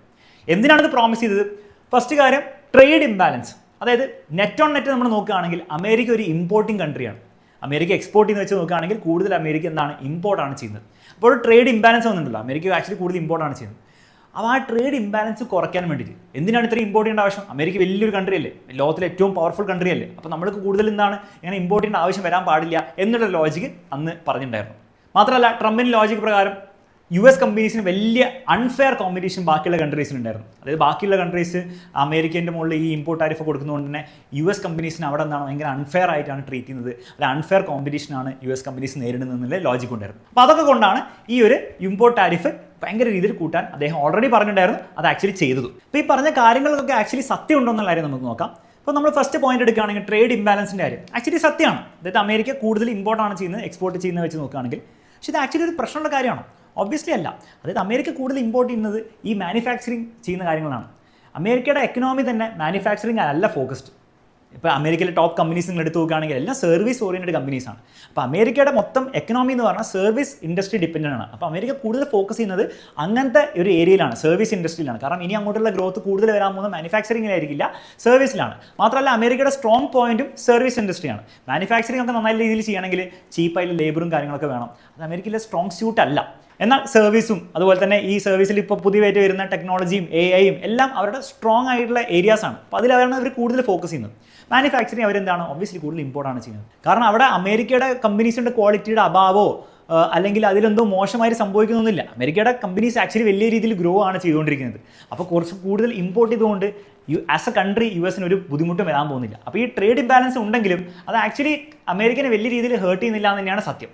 ഈ രണ്ടാമത്തെ കാര്യത്തിലേക്ക് വരികയാണെങ്കിൽ അമേരിക്കയിൽ ഡൊമസ്റ്റിക്കലി സാധനങ്ങളൊക്കെ മാനുഫാക്ചർ ചെയ്യുന്ന അല്ലെങ്കിൽ ഉണ്ടാക്കുന്ന കമ്പനീസ് ബാക്കിയുള്ള കൺട്രീസിലേക്ക്, ഇന്ത്യയും ചൈനയും തൈവാനും പോലത്തെ കൺട്രീസിലേക്കൊക്കെ അവരുടെ ഗുഡ്സ് എക്സ്പോർട്ട് ചെയ്യുമ്പോൾ ആ കൺട്രീസ് ഇന്ത്യയും ചൈനയൊക്കെ വലിയ രീതിയിൽ ഇമ്പോർട്ട് ഡ്യൂട്ടി വാങ്ങുന്നുണ്ടെന്നും അത് അമേരിക്കൻ കമ്പനീസിനെ ഭയങ്കരമായിട്ട് ഹേർട്ട് ചെയ്യുന്നുള്ളതിൻ്റെ ഒരു നെറേറ്റീവ് ആക്ച്വലി കറക്റ്റാണ്. ഒബ്വിയസ്ലി നമ്മൾ US-ഉം ഇന്ത്യയൊക്കെ വെച്ച് നോക്കുമ്പോൾ ഇന്ത്യ പല കാര്യങ്ങൾക്കും US-ന്റെ മുകളിൽ എന്ത് ചെയ്യുന്നുണ്ട്, ഇമ്പോർട്ട് ടാരിഫ് ഇമ്പോസ് ചെയ്യുന്നുണ്ട്. പക്ഷേ ആ ഒരു നമ്പർ ഈ ഒരു ടേബിൾ പ്രകാരമുള്ള നമ്പറാണോ? അതായത് ചൈന ഓവറോൾ നോക്കുകയാണെങ്കിൽ അമേരിക്കയുടെ അടുത്ത് നിന്ന് 67% ഇമ്പോർട്ട് ടാരിഫ് വാങ്ങുകയും ഇന്ത്യ 52% ഇവിടെ പോയി 52% ഇമ്പോർട്ട് ടാരിഫ് വാങ്ങുകയും ചെയ്യുന്നുണ്ടോ? ഇത് ആക്ച്വലി ഇത് കറക്റ്റ് നമ്പറാണോ? അവിടെയാണ് ഇതിൻ്റെ കാൽക്കുലേഷൻ്റെ ലോജിക്കിലേക്ക് വരുന്നത്. അപ്പോൾ ഈ ഒരു നമ്പർ കാൽക്കുലേറ്റ് ചെയ്തത് ഇങ്ങനത്തെ ഒരു ഫോർമുല വെച്ചിട്ടാണ്. വൈറ്റ് ഹൗസിൻ്റെ വെബ്സൈറ്റിൽ ഓൾറെഡി അപ്ലോഡ് ചെയ്തിട്ടുണ്ട്. ഒരു വൃത്തികെട്ട രീതിയിൽ മാത്തമാറ്റിക്കൽ ഇക്വേഷൻ വെച്ചിട്ടാണ് ചെയ്തത്. പക്ഷേ എഫക്റ്റീവ്ലി ഇതാണ് ഫോർമുല. അതായത് ഈ ഒരു number tariff charge to USA ഈ കൺട്രീസ് ചാർജ് ചെയ്യുന്ന tariff US imports from the country, ആ കൺട്രിയിൽ നിന്ന് US-ലേക്ക് ഇമ്പോർട്ട് ചെയ്യുന്ന ഗുഡ്സിൻ്റെ value minus US exports to the country, ആ കൺട്രിയിലേക്ക് ചൈനയിലേക്ക് എക്സ്പോർട്ട് ചെയ്യുന്ന ഗുഡ്സിൻ്റെ വാല്യൂ ഡിവൈഡ് ബൈ ഈ ഇമ്പോർട്ടിൻ്റെ വാല്യൂ. ഇതൊരു പെർസെൻറ്റേജിലാക്കിയിട്ടാണ് ഇവർ കാൽക്കുലേറ്റ് ചെയ്തിരിക്കുന്നത്. ഫോർ എക്സാമ്പിൾ നമുക്ക് ഇന്ത്യയുടെ കാൽക്കുലേഷൻ ഒന്ന് എടുത്തു നോക്കാം. അപ്പോൾ നമ്മൾ US ഇമ്പോർട്ട്സ് ഫ്രം ഇന്ത്യ, അത് US-ലേക്ക് ഇന്ത്യ ഇമ്പോർട്ട് ചെയ്യുന്ന, ഇന്ത്യ കൊടുക്കുന്ന സാധനങ്ങൾ ഇത്രയും വേർത്താണ്. US എക്സ്പോർട്ട്സ് ടു ഇന്ത്യയിലേക്ക് US അയക്കുന്നത് ഇത്രയും പൈസയുടെ ഗുഡ്സ് ആണ്. അപ്പോൾ ഒബ്വിയസ്ലി നെറ്റ് ഓൺ നെറ്റ് നോക്കുകയാണെങ്കിൽ ഇന്ത്യയിൽ നിന്ന് ആക്ച്വലി എന്താണ് US കൂടുതൽ വാങ്ങുകയാണ് ചെയ്യുന്നത്. Okay ready. അപ്പോൾ ഈ ഒരു നമ്പർ ഇവിടെ കിട്ടി കൊടുത്തു കഴിഞ്ഞാൽ നമുക്ക് കാൽക്കുലേഷൻ ഇങ്ങനെ ആയിരിക്കും വരിക. That is basically 52.2%. ഈ 52% ആണ് അപ്രോക്സിമേറ്റ്ലി നിങ്ങൾ ഇവിടെ കാണുന്നത്. അതായത് ഈ ഒരു കാൽക്കുലേഷൻ സിമ്പിളായിട്ട് ഇട്ടിട്ടാണ് ഇവർ പറഞ്ഞത് ഇന്ത്യ ഇത്രയാണ് ഇമ്പോർട്ട് ടാരിഫ് ചാർജ് ചെയ്യുന്നുള്ള കാര്യം. അതായത് ഈ ഒരു ഫോർമുലയിൽ നമ്പർ പിടിച്ചിട്ടിട്ട് അതിന് ഇത്രയാണ് പെർസെൻറ്റേജ് കിട്ടുന്നത്, അതാണ് ഇവിടെ കൊണ്ടിട്ടത്. ഈ ഒരു നമ്പറാണ് ട്രംപ് പറയുന്നത് ഇന്ത്യ അമേരിക്കയുടെ മുകളിൽ ഇമ്പോർട്ട് ടാരിഫായിട്ട് ചാർജ് ചെയ്യുന്നുള്ള കാര്യം. അതിൻ്റെ നേരെ പകുതിയെ ഞങ്ങൾ ചാർജ് ചെയ്യുന്നുള്ളൂ, 26% എന്നാണ് അവരും പറയുന്നത്. ഇനി നമ്മളിവിടെ ചോദിക്കേണ്ടത് ഈ 52% നമ്പറിലേക്ക് അവർ എത്തിയത് ഈ ഒരു ഫോർമുല വെച്ചിട്ടാണ്. അതായത് അവർ പറയുന്നത് 52% ആണ് ഇന്ത്യ അമേരിക്കയ്ക്ക് മൊത്തത്തിൽ ഇമ്പോർട്ട് ടാരിഫ് ചാർജ് ചെയ്യുന്നുള്ള കാര്യം. അത് ഈ ഫോർമുല വെച്ചിട്ടാണ് എത്തിയത്. പക്ഷേ ഈ 52% ആണോ ആക്ച്വലി ഇന്ത്യ അമേരിക്കയിൽ നിന്ന് ചാർജ് ചെയ്യുന്നത്? ഇതിൻ്റെ അടുത്ത് പോലുമല്ല. എത്രയാണ് നമ്പർ എന്ന് കുറച്ച് നമ്മൾ നോക്കും. പക്ഷേ ഈ ഫോർമുലയിലേക്ക് നമുക്കൊന്നുകൂടി ഡീപ്പ് ഡൈവ് ചെയ്ത് നോക്കാം. ഈ ഫോർമുല ബേസിക്കലി എന്താ പറയുന്നത്, മൊത്തത്തിൽ അമേരിക്ക എത്ര ഇമ്പോർട്ട് ചെയ്യുന്നു മൈനസ് എത്ര എക്സ്പോർട്ട് ചെയ്യുന്നു, അതായത് എത്ര നെറ്റ് ഓൺ നെറ്റ് എത്ര കൂടുതൽ എന്താണ് ട്രേഡ് ഇംബാലൻസ് വരുന്നു. ആക്ച്വലി ഒരു ഇംബാലൻസ് വരുന്നില്ല, കൂടുതൽ ഇമ്പോർട്ട് ചെയ്യേണ്ട വന്നാൽ ഒരു ഇംബാലൻസ് ആണ്. ആ ഇംബാലൻസ് എത്രത്തോളം വരുന്നുണ്ടോ അതിനോട് പ്രൊപ്പോർഷണൽ ആയിരിക്കും ഇന്ത്യ ആക്ച്വലി അമേരിക്കയ്ക്ക് ചാർജ് ചെയ്യുന്ന ഇമ്പോർട്ട് ടാരിഫ്. അതായത് അവർ ബേസിക്കലി പറഞ്ഞത് ഇന്ത്യ എത്ര ടാരിഫ് ചാർജ് ചെയ്യുന്നല്ല അവർ നോക്കിയത് ഈ ഇംബാലൻസ് ഇല്ലേ, ഈ ഇംബാലൻസ് എന്ന് പറഞ്ഞാൽ എന്താണ്, അതൊരു അൺഫെയർ ആയിട്ടുള്ള കാര്യമാണ്. എത്രത്തോളം ഇംബാലൻസ് ഉണ്ടോ അത്രത്തോളം തന്നെയാണ് എഫക്റ്റീവ്ലി ഇന്ത്യക്കാർ അമേരിക്കയ്ക്ക് അമേരിക്കയുടെ അടുത്ത് പൈസ അടിച്ച് മാറ്റുന്നത്. എത്രത്തോളം ഇംബാലൻസ് ചൈനയിലുണ്ടോ, അത് 67% ഓൾമോസ്റ്റ് ആ ഇംബാലൻസ് ഉണ്ടാവും. അത്രത്തോളം പൈസയാണ് ചൈനക്കാർ അമേരിക്കൻ കമ്പനീസിൻ്റെ അടുത്ത് നിന്ന് കൊണ്ടുപോകുന്നത് എന്നായിരുന്നു അവരുടെ ലോജിക്ക്. ആക്ച്വൽ നമ്പേഴ്സ് നമ്മൾ എടുത്ത് നോക്കി ഇതിൻ്റെ അടുത്ത് പോലും ഇരിക്കില്ല ആക്ച്വൽ നമ്പേഴ്സ്. പക്ഷേ അമേരിക്കൻ ലോജിക്ക് എന്ന് വെച്ചാൽ എല്ലാം കൂടെ നോക്കുമ്പോൾ മൊത്തത്തിൽ ഞങ്ങളുടെ അടുത്ത് നിന്ന് ഇത്രയും പൈസ അവർ കൊണ്ടുപോകുന്നുണ്ട്, അതിൻ്റെ പകുതിയെ പക്ഷേ ഞങ്ങൾ ചാർജ് ചെയ്യുന്നുള്ളൂ. ഇങ്ങനത്തെ ഒരു ബാലിശകമായുള്ളൊരു ലോജിക്ക് എന്നാണ് ഈ ഒരു ഫോർമുല അവർ യൂസ് ചെയ്തതും അതിൻ്റെ അടിസ്ഥാനത്തിൽ അവർ ടേബിൾ ഉണ്ടാക്കുകയും അതിന് റെസിപ്രോക്കലായിട്ട് വേറെ താരിഫ് കൊടുക്കുകയും ചെയ്തു. പിന്നെ നമുക്ക് നോക്കേണ്ടത് ഇതിൻ്റെയൊക്കെ മൊത്തത്തിൽ പ്രശ്നങ്ങൾ എന്താണ്. ഒബ്വിയസ്ലി നമ്മളൊരു വലിയ പ്രശ്നം പറഞ്ഞു, ഈ കാൽക്കുലേഷൻ തന്നെ ഒരു ഫണ്ടമെൻ്റൽ ഇല്ലാത്തൊരു കാൽക്കുലേഷനാണ്, ഒരു അടിസ്ഥാനം ഇല്ലാത്തൊരു കാൽക്കുലേഷനായിരുന്നു. ഇത് കൂടാതെ വേറെ എന്തൊക്കെ പ്രശ്നങ്ങളാണ് ഈ ഒരു റെസിപ്രോക്കൽ ടാരിഫ് സിസ്റ്റത്തിനുള്ളത്. ഇനി നമുക്ക് ക്രിറ്റിസിസം നോക്കുകയാണെങ്കിൽ അതിൽ കുറേ കാരണങ്ങളുണ്ട്. അതിൽ മേജറായുള്ള ഫസ്റ്റ് കാരണം ഈ ട്രേഡ് ഡെഫിസിറ്റ് അഥവാ ട്രേഡ് ഇംബാലൻസ് ഉണ്ട്. പക്ഷേ അത് actually equal to unfair trade എന്ന് പറയാൻ പറ്റുമോ? ഒരിക്കലും പറയാൻ പറ്റില്ല. കാരണം ഈ ട്രേഡ് ഇംബാലൻസ് പല പല കാരണങ്ങൾ കൊണ്ടുണ്ടാവും. ഫോർ എക്സാമ്പിൾ US കൺസ്യൂമേഴ്സിന് ചില കാര്യങ്ങൾ ഫോറിൻ ഗുഡ്സാണ് ഇഷ്ടം, അതുകൊണ്ട് അവർ കൂടുതൽ അത് ഫോറിൻ ഗുഡ്സ് ആയിരിക്കും വാങ്ങുക. രണ്ടാമത്തെ കാരണം മാനുഫാക്ചറിങ് ഗുഡ്സിന് ഈ സ്റ്റീൽ പോലത്തെ സാധനങ്ങളൊക്കെ കൂടുതലും ചീപ്പായിട്ട് എവിടെ നിന്നാണ് കിട്ടുക? ബാക്കിയുള്ള കൺട്രീസിനാണ്. കാരണം അമേരിക്ക ഒന്നാമത് കുറേ കാര്യമായിട്ട് അവർ മാനുഫാക്ചറിങ്ങിൽ ഫോക്കസ് ചെയ്യുന്നില്ല, മാത്രമല്ല അവർക്ക് ചീപ്പ് ലേബർ കിട്ടില്ല. അതുകൊണ്ട് തന്നെ ബാക്കിയുള്ള കൺട്രീസിൽ നിന്ന് ഇമ്പോർട്ട് ചെയ്യുന്നതായിരിക്കും അമേരിക്കൻ കമ്പനീസിന് തന്നെ നല്ലത്. അപ്പോൾ അതുകൊണ്ടായിരിക്കും അവർ ചെയ്യുന്നത്. ഇതുകൂടാതെ US ഡോളറിൻ്റെ സ്ട്രെങ്ത് ഭയങ്കര കൂടുതലായതുകൊണ്ട് തന്നെ ബാക്കിയുള്ള കൺട്രീസിൽ നിന്ന് ഇമ്പോർട്ട് ചെയ്യുന്നതായിരിക്കും അവർക്ക് ചീപ്പായിട്ട് വരിക. അപ്പോൾ ഇങ്ങനെ പല പല കാരണങ്ങൾ കൊണ്ട് ഈ ട്രേഡ് ഇംബാലൻസ് ഉണ്ടാവും. അതല്ലാതെ അമേരിക്കൻ കമ്പനീസിനെ എല്ലാവരും അൺഫെയർ ആയിട്ട് ട്രീറ്റ് ചെയ്യുന്നത് കൊണ്ടല്ല ഈ ട്രേഡ് ഇംബാലൻസ് ഉണ്ടാകുന്നത്. രണ്ടാമത്തെ കാര്യം, ഏപ്രിൽ 2-ാം തീയതി ഈ ഒരു മൊത്തം ടാരിഫ് പോളിസി ഒരു റെസിപ്രോക്കൽ, ഒരു മറുപടി ടാരിഫ് എന്ന രീതിയിലാണ് പ്രസന്റ് ചെയ്തത്. മറുപടി ടാരിഫൊക്കെ ഓക്കെയാണ്, പക്ഷേ ഇത് ഇങ്ങനെയാണോ ചെയ്യേണ്ടത്? ഒബ്വിയസ്ലി അല്ല. രണ്ട് കാര്യങ്ങളാണ് അവിടെ ചെയ്യേണ്ടത്. ഒന്ന്, ആക്ച്വൽ ടാരിഫ് ഓരോ കൺട്രീസ് അമേരിക്കൻ അടുത്ത് നിന്ന് എത്രയാണ് വാങ്ങുന്നത് നോക്കുക. ഇപ്പോൾ ഇന്ത്യ ആക്ച്വലി എത്രയാണ് ചാർജ് ചെയ്യുന്നത്, ചൈന എത്രയാണ് ആക്ച്വലി ചാർജ് ചെയ്യുന്നത്, അതിൻ്റെ അടിസ്ഥാനത്തിൽ വേണം അമേരിക്ക ചാർജ് ചെയ്യാൻ വേണ്ടി. ഇനി അമേരിക്ക പറയുന്ന പോലെ തന്നെ ഇത് കൂടാതെ വേറെ എന്തെങ്കിലും നോൺ ടാരിഫ്, ഈ ടാരിഫ് അല്ലാതെ വേറെ എന്തെങ്കിലും ബാരിയേഴ്സ് ചൈനയോ ഇന്ത്യയോ അതുപോലത്തെ കൺട്രീസോ ക്രിയേറ്റ് ചെയ്യുന്നുണ്ടെങ്കിൽ അത് കുറച്ചും കൂടി പ്രോപ്പറായിട്ട് സ്റ്റഡി ചെയ്തിട്ട് വേണം, അതിൻ്റെ എത്ര എഫക്റ്റാണ് വരുന്നത് അതും കൂടി ആ ശതമാനത്തിലേക്ക് ആഡ് ചെയ്തിട്ട് വേണം ചെയ്യാൻ വേണ്ടിയിട്ട്. ഇവിടെ ചെയ്തതുപോലെ ജസ്റ്റ് ഒരു ട്രേഡ് ഡെഫിസിറ്റ് അഥവാ ഇംബാലൻസ് എടുത്തിട്ട് അതിനെ ഒരു പെർസെൻറ്റേജ് ആക്കിയിട്ട് ചെയ്യുന്നത് അത് ഒരു രീതിയിൽ നോക്കിയാലും അത് ശരിയായിട്ടുള്ള വഴിയല്ല. ഇനി നമുക്ക് ഈ ഒരു ട്രംപിൻ്റെ ടാരിഫ് പോളിസി ഈ ലോകത്തിൽ ഉണ്ടാക്കാൻ പോകുന്ന ഇമ്പാക്റ്റ് എന്താണെന്നുള്ള കാര്യം നോക്കാം. ഇതിൽ ഫസ്റ്റ് നമുക്ക് ഷോർട്ട് ടേം ഇമ്പാക്റ്റ് നോക്കാം. വിത്തിൻ 1 ഇയർ നടക്കാൻ ചാൻസ് ഉള്ള കാര്യങ്ങളാണിത്. ഇതിൽ ഫസ്റ്റ് കാര്യം, ബാക്കിയുള്ള കൺട്രീസ് റിറ്റാലിയേറ്റ് ചെയ്യും. അതായത് ട്രംപ് എവിടെയൊക്കെയാണോ ഈ ടാരിഫ് കൂട്ടിയത് ആ കൺട്രീസൊക്കെ ഒരുപക്ഷെ തിരിച്ച് US എന്താണ് ഇതുപോലെ ഇമ്പോർട്ട് ടാരിഫ് കൂട്ടി റിറ്റാലിയേറ്റ് ചെയ്യാനുള്ള ചാൻസ് ഉണ്ട്. ചൈനയൊക്കെ ഓൾറെഡി സ്റ്റാർട്ട് ചെയ്തിട്ടുണ്ട്. യൂറോപ്യൻ യൂണിയനും അതുപോലെ ചില കൺട്രീസൊക്കെ ഓൾറെഡി പ്ലാനിങ് ചെയ്യുന്നുണ്ട് US റിറ്റാലിയേറ്റ് ചെയ്യാൻ വേണ്ടിയിട്ട്, അവരും ഇമ്പോർട്ട് ടാരിഫ്സ് കൂട്ടാൻ വേണ്ടിയിട്ട്. രണ്ടാമത്തെ കാര്യം, US കൺസ്യൂമേഴ്സ് അവർ വാങ്ങുന്ന ഗുഡ്സിൻ്റെ പ്രൈസ് എന്തായാലും കൂടും. നമ്മൾ നേരത്തെയും പറഞ്ഞിട്ടുള്ള കാര്യമാണ്, എന്തിനൊക്കെയാണോ ഈ ഇമ്പോർട്ട് ടാരിഫ് കൊടുത്തത് അതൊക്കെ US സ്വന്തമായിട്ട് മാനുഫാക്ചർ ചെയ്യാൻ വേണ്ടിയിട്ടുള്ള പ്ലാനും കാര്യങ്ങളൊന്നും ഇല്ലെങ്കിൽ എന്തായാലും US കൺസ്യൂമേഴ്സിന് എന്ത് ചെയ്യേണ്ടി വരും, അത് ഇമ്പോർട്ട് ചെയ്യേണ്ടിയും വരും. അവരായിരിക്കും അവസാനം അതിൻ്റെ കോസ്റ്റ് ബെയർ ചെയ്യുക. ലാസ്റ്റ് കാര്യം, ഈ US കമ്പനീസിനും ഇത് എഫക്റ്റ് ചെയ്യും. അതായത് പല US കമ്പനീസും, ഇപ്പോൾ നമ്മുടെ ടെക് കമ്പനീസ് NVIDIA ആയിക്കോട്ടെ, ആപ്പിൾ ആയിക്കോട്ടെ, അവരൊക്കെ പല രീതിയിലുള്ള മാനുഫാക്ചറിങ്ങും അതുപോലെ റോ മെറ്റീരിയൽസൊക്കെ സോഴ്സ് ചെയ്യുന്നത് തൈവാൻ, ചൈന പോലത്തെ കൺട്രീസിനാണ്. അപ്പോൾ അവർക്കൊക്കെ എന്ത് ചെയ്യും, അവരുടെ റോ മെറ്റീരിയൽ കോസ്റ്റ് കൂടും, കോസ്റ്റ് ഓഫ് പ്രൊഡക്ഷൻ കൂടും. അതുവഴി അവർക്കും എന്താണ് ഒരു നല്ലൊരു കാര്യമായിരിക്കില്ല ഈ ഇമ്പോർട്ട് ടാരിഫ്സ് വന്നു കഴിഞ്ഞാൽ. പിന്നെ ഇവിടെയും രണ്ട് വശമുണ്ട്. ബാക്കിയുള്ള കൺട്രീസിൽ നിന്ന് സോഴ്സ് ചെയ്യാതെ US മാത്രമായിട്ട് മാനുഫാക്ചർ ചെയ്യുന്ന കമ്പനീസ്, നമ്മൾ ആ സ്റ്റീലിൻ്റെ എക്സാമ്പിൾ കണ്ട പോലെയൊക്കെ ആണെങ്കിൽ അങ്ങനെ വരുമ്പോൾ അവർക്കത് ബെനിഫിഷ്യൽ ആയിരിക്കും ഉണ്ടാവുക. എന്നാൽ ബാക്കിയുള്ള കൺട്രീസിന് കുറേ മെറ്റീരിയൽസ് സോഴ്സ് ചെയ്യുന്നത് ഇന്നത്തെ കമ്പനീസ് പലതും, US മാത്രമല്ല ഇന്ത്യയിലെ കമ്പനീസ് ആണെങ്കിലും പല കമ്പനീസും പല കൺട്രീസിനാണ് അവരുടെ റോ മെറ്റീരിയൽസ് സോഴ്സ് ചെയ്യുക. അങ്ങനെ വരുമ്പോൾ അവർക്ക് എന്താണ് അത് മോശം എഫക്റ്റ് ആയിരിക്കും ഉണ്ടാക്കാൻ പോകുന്നത്. ഈ ഷോർട്ട് ടേമിലെ നെഗറ്റീവ് എഫക്റ്റ് നമുക്ക് ക്ലിയർ ആയിട്ട് US സ്റ്റോക്ക് മാർക്കറ്റിൽ നിന്ന് കാണാൻ സാധിച്ചിട്ടുണ്ടായിരുന്നു. അതായത് ഏപ്രിൽ 2-ാം തീയതി ഈ ഒരു ന്യൂസ് അനൗൺസ് ചെയ്ത സമയത്ത് വെറും 2 ട്രേഡിംഗ് സെഷൻ കൊണ്ട് നാസ്ഡാക്ക് ഫോളോ ചെയ്തത് 12.72% ആണ്. അതേപോലെ S&P 500 ഇൻഡെക്സ്, രണ്ടും US മേജർ ആയിട്ടുള്ള 2 സ്റ്റോക്ക് മാർക്കറ്റ് ഇൻഡെക്സ് ആണ്, അത് ഫോളോ ചെയ്തത് ഓൾമോസ്റ്റ് 12.1% ആണ്. വെറും 2 ട്രേഡിംഗ് സെഷനിൽ ഇത്രയും ഫോളോ ചെയ്യുകയാണെങ്കിൽ വളരെ ക്ലിയർലി US മാർക്കറ്റ്സും അതുപോലെ US എക്കണോമി സിഗ്നൽ ചെയ്യാണ് ഇത് US അത്ര നല്ലൊരു കാര്യമായിരിക്കില്ല ഓവറോൾ നോക്കുകയാണെങ്കിൽ. അപ്പോൾ നമ്മൾ ഷോർട്ട് ടേമിൽ എന്താ സംഭവിക്കുക എന്നുള്ള കാര്യം നോക്കി. ഇനി നമ്മൾ നെക്സ്റ്റ് നോക്കാൻ പോകുന്നത് ലോങ് ടേമിൽ അഥവാ 1 to 2 ഇയേഴ്സിൽ എന്തൊക്കെയായിരിക്കും സംഭവിക്കുക എന്നുള്ള കാര്യം. അതിൽ ഫസ്റ്റ് കാര്യം എന്തായാലും ഡെഫിനറ്റ്ലി സംഭവിക്കാൻ പോകുന്ന സാധനമാണ് സപ്ലൈ ചെയിൻ ഡൈവേഴ്സിഫിക്കേഷൻ. അതായത് ബേസിക്കലി ഇപ്പോൾ കുറേ US കമ്പനീസ് ചൈനയിൽ നിന്ന് റോ മെറ്റീരിയൽസ് സോഴ്സ് ചെയ്യുന്നുണ്ട്, ചൈനയിൽ മാനുഫാക്ചർ ചെയ്യുന്നുണ്ട്. അവർക്കത് വയബിൾ ആയിരിക്കില്ല. കാരണം ഈ ഇമ്പോർട്ട് ടാരിഫ് വന്നു കഴിഞ്ഞാൽ അവർക്ക് ഭയങ്കര കോസ്റ്റ് കൂടും. അപ്പോൾ നാച്ചുറലി അവരെന്ത് ചെയ്യും, വേറെ കൺട്രീസിൽ ഇപ്പോൾ വിയറ്റ്നാം ആയിക്കോട്ടെ, മെക്സിക്കോ ആയിക്കോട്ടെ, ഈവൻ നമ്മുടെ ഇന്ത്യ ആയിക്കോട്ടെ, ഇന്ത്യയിൽ നല്ല രീതിയിലുള്ള റിസോഴ്സസും ഇൻഫ്രാസ്ട്രക്ചറും നമ്മൾ ബിൽഡ് ചെയ്ത് വെക്കുകയാണെങ്കിൽ ആ ചൈനയിലുള്ള കാര്യങ്ങൾ ചെയ്യുന്ന കാര്യങ്ങളൊക്കെ ഒരു പക്ഷേ ഇന്ത്യയിലേക്ക് ഷിഫ്റ്റ് ചെയ്യാനുള്ള ചാൻസ് കാണുന്നുണ്ട്. അപ്പോൾ അങ്ങനെ നോക്കുമ്പോൾ ലോങ് ടേമിൽ ഒരു പക്ഷേ ഇന്ത്യക്ക് ഇതൊരു നല്ല കാര്യമായിട്ട് വരാൻ ചാൻസ് കാണുന്നുണ്ട്. രണ്ടാമത്തെ കാര്യം, US ഇൻഫ്ലേഷൻ കൂടും. ദാറ്റ് ഇസ് ബേസിക്കലി ഞാൻ നേരത്തെ പറഞ്ഞ പോലെ US കൺസ്യൂമേഴ്സ് കൂടുതൽ പ്രൈസ് കൊടുക്കേണ്ടി വരും ഓരോ സാധനങ്ങൾക്ക്. അതായത് പ്രൈസ് ഓഫ് ഗുഡ്സ് എന്താണ് മെല്ലെ കൂടും. അതിനാണ് നമ്മൾ ഇൻഫ്ലേഷൻ വിളിക്കുക. ഇൻഫ്ലേഷൻ എന്താണെന്നും ഇൻഫ്ലേഷൻ എങ്ങനെയാണ് നിങ്ങളെ എഫക്റ്റ് ചെയ്യാമെന്ന് കൃത്യമായിട്ട് അറിയില്ലെങ്കിൽ തീർച്ചയായും ഈ വീഡിയോ കാണാൻ കംപ്ലീറ്റ് കാര്യം അവിടെ എക്സ്പ്ലെയിൻ ചെയ്തിട്ടുണ്ട്. അപ്പോൾ ഇൻഫ്ലേഷൻ കൂടും. ഇൻഫ്ലേഷൻ കൂടിയ ജനറലി ഗവൺമെൻറ് എന്ത് ചെയ്യും, ഇൻട്രസ്റ്റ് റേറ്റ് കൂട്ടും. ഇൻട്രസ്റ്റ് റേറ്റ് കൂട്ടിയില്ലെങ്കിൽ എന്താ പ്രശ്നം എന്ന് വെച്ചാൽ സിമ്പിൾ ലോജിക് ആലോചിച്ചാൽ മതി. ഇൻഫ്ലേഷൻ സാധനങ്ങളുടെ വില ഇങ്ങനെ കൂടിക്കൊണ്ടിരിക്കുകയാണ്, പക്ഷേ നമ്മുടെ സേവിങ്സ്, നമ്മുടെ ബാങ്കിലൊക്കെ ഇടുന്ന പൈസേൻ്റെ സേവിങ്സിൻ്റെ റേറ്റ് ഭയങ്കര കുറവാണെങ്കിൽ അത് വലിയൊരു പ്രശ്നത്തിലേക്കായിരിക്കും ലീഡ് ചെയ്യാൻ പോകുന്നത്. കാരണം ആൾക്കാർക്ക് സേവിങ്സ് ഉണ്ടാവില്ല, ആൾക്കാരുടെ സേവിങ്സ് ഇറോഡായി പോകും. അപ്പോൾ ഓബ്വിയസ്ലി ഇൻട്രസ്റ്റ് റേറ്റ് ഭയങ്കര കൂടുതലായിരിക്കും ഉണ്ടാവുക. അങ്ങനെ ഇൻട്രസ്റ്റ് റേറ്റ് ഭയങ്കര കൂടിയാലുള്ള വേറൊരു പ്രശ്നം എന്താണെന്ന് വെച്ചാൽ സ്റ്റോക്ക് മാർക്കറ്റിൽ റിട്ടേൺസ് കുറയും. അതിൻ്റെ ലോജിക്ക് വളരെ സിമ്പിളാണ്. ഇപ്പോൾ ആലോചിച്ചത്, ഇപ്പോൾ കറണ്ട് US ഇപ്പോൾ സേഫ് ആയിട്ട് ഇൻവെസ്റ്റ് ചെയ്ത് കിട്ടാവുന്ന റിട്ടേൺസ് ഇമാജിൻ ചെയ്യാം 5% ആണ്. ഓക്കെ, നമ്പേഴ്സ് കറക്റ്റ് അല്ല പറയുന്നത്, ജസ്റ്റ് എക്സാമ്പിളിന് വേണ്ടി പറയുന്നതാണ്. അപ്പോൾ 5% സേഫ് ആയിട്ട് കിട്ടുള്ളൂ. സ്റ്റോക്ക് മാർക്കറ്റ് മേ ബി 12-13% കയറുന്നെങ്കിൽ ആൾക്കാർ സ്റ്റോക്ക് മാർക്കറ്റിൽ കൂടുതൽ ഇൻവെസ്റ്റ് ചെയ്യും, ഒരു പ്രശ്നമില്ല. പക്ഷേ നാളെ ഇൻട്രസ്റ്റ് റേറ്റ് കൂടിക്കഴിഞ്ഞാൽ ഒരു പക്ഷേ ഈ 5% 7%-ലേക്കായി.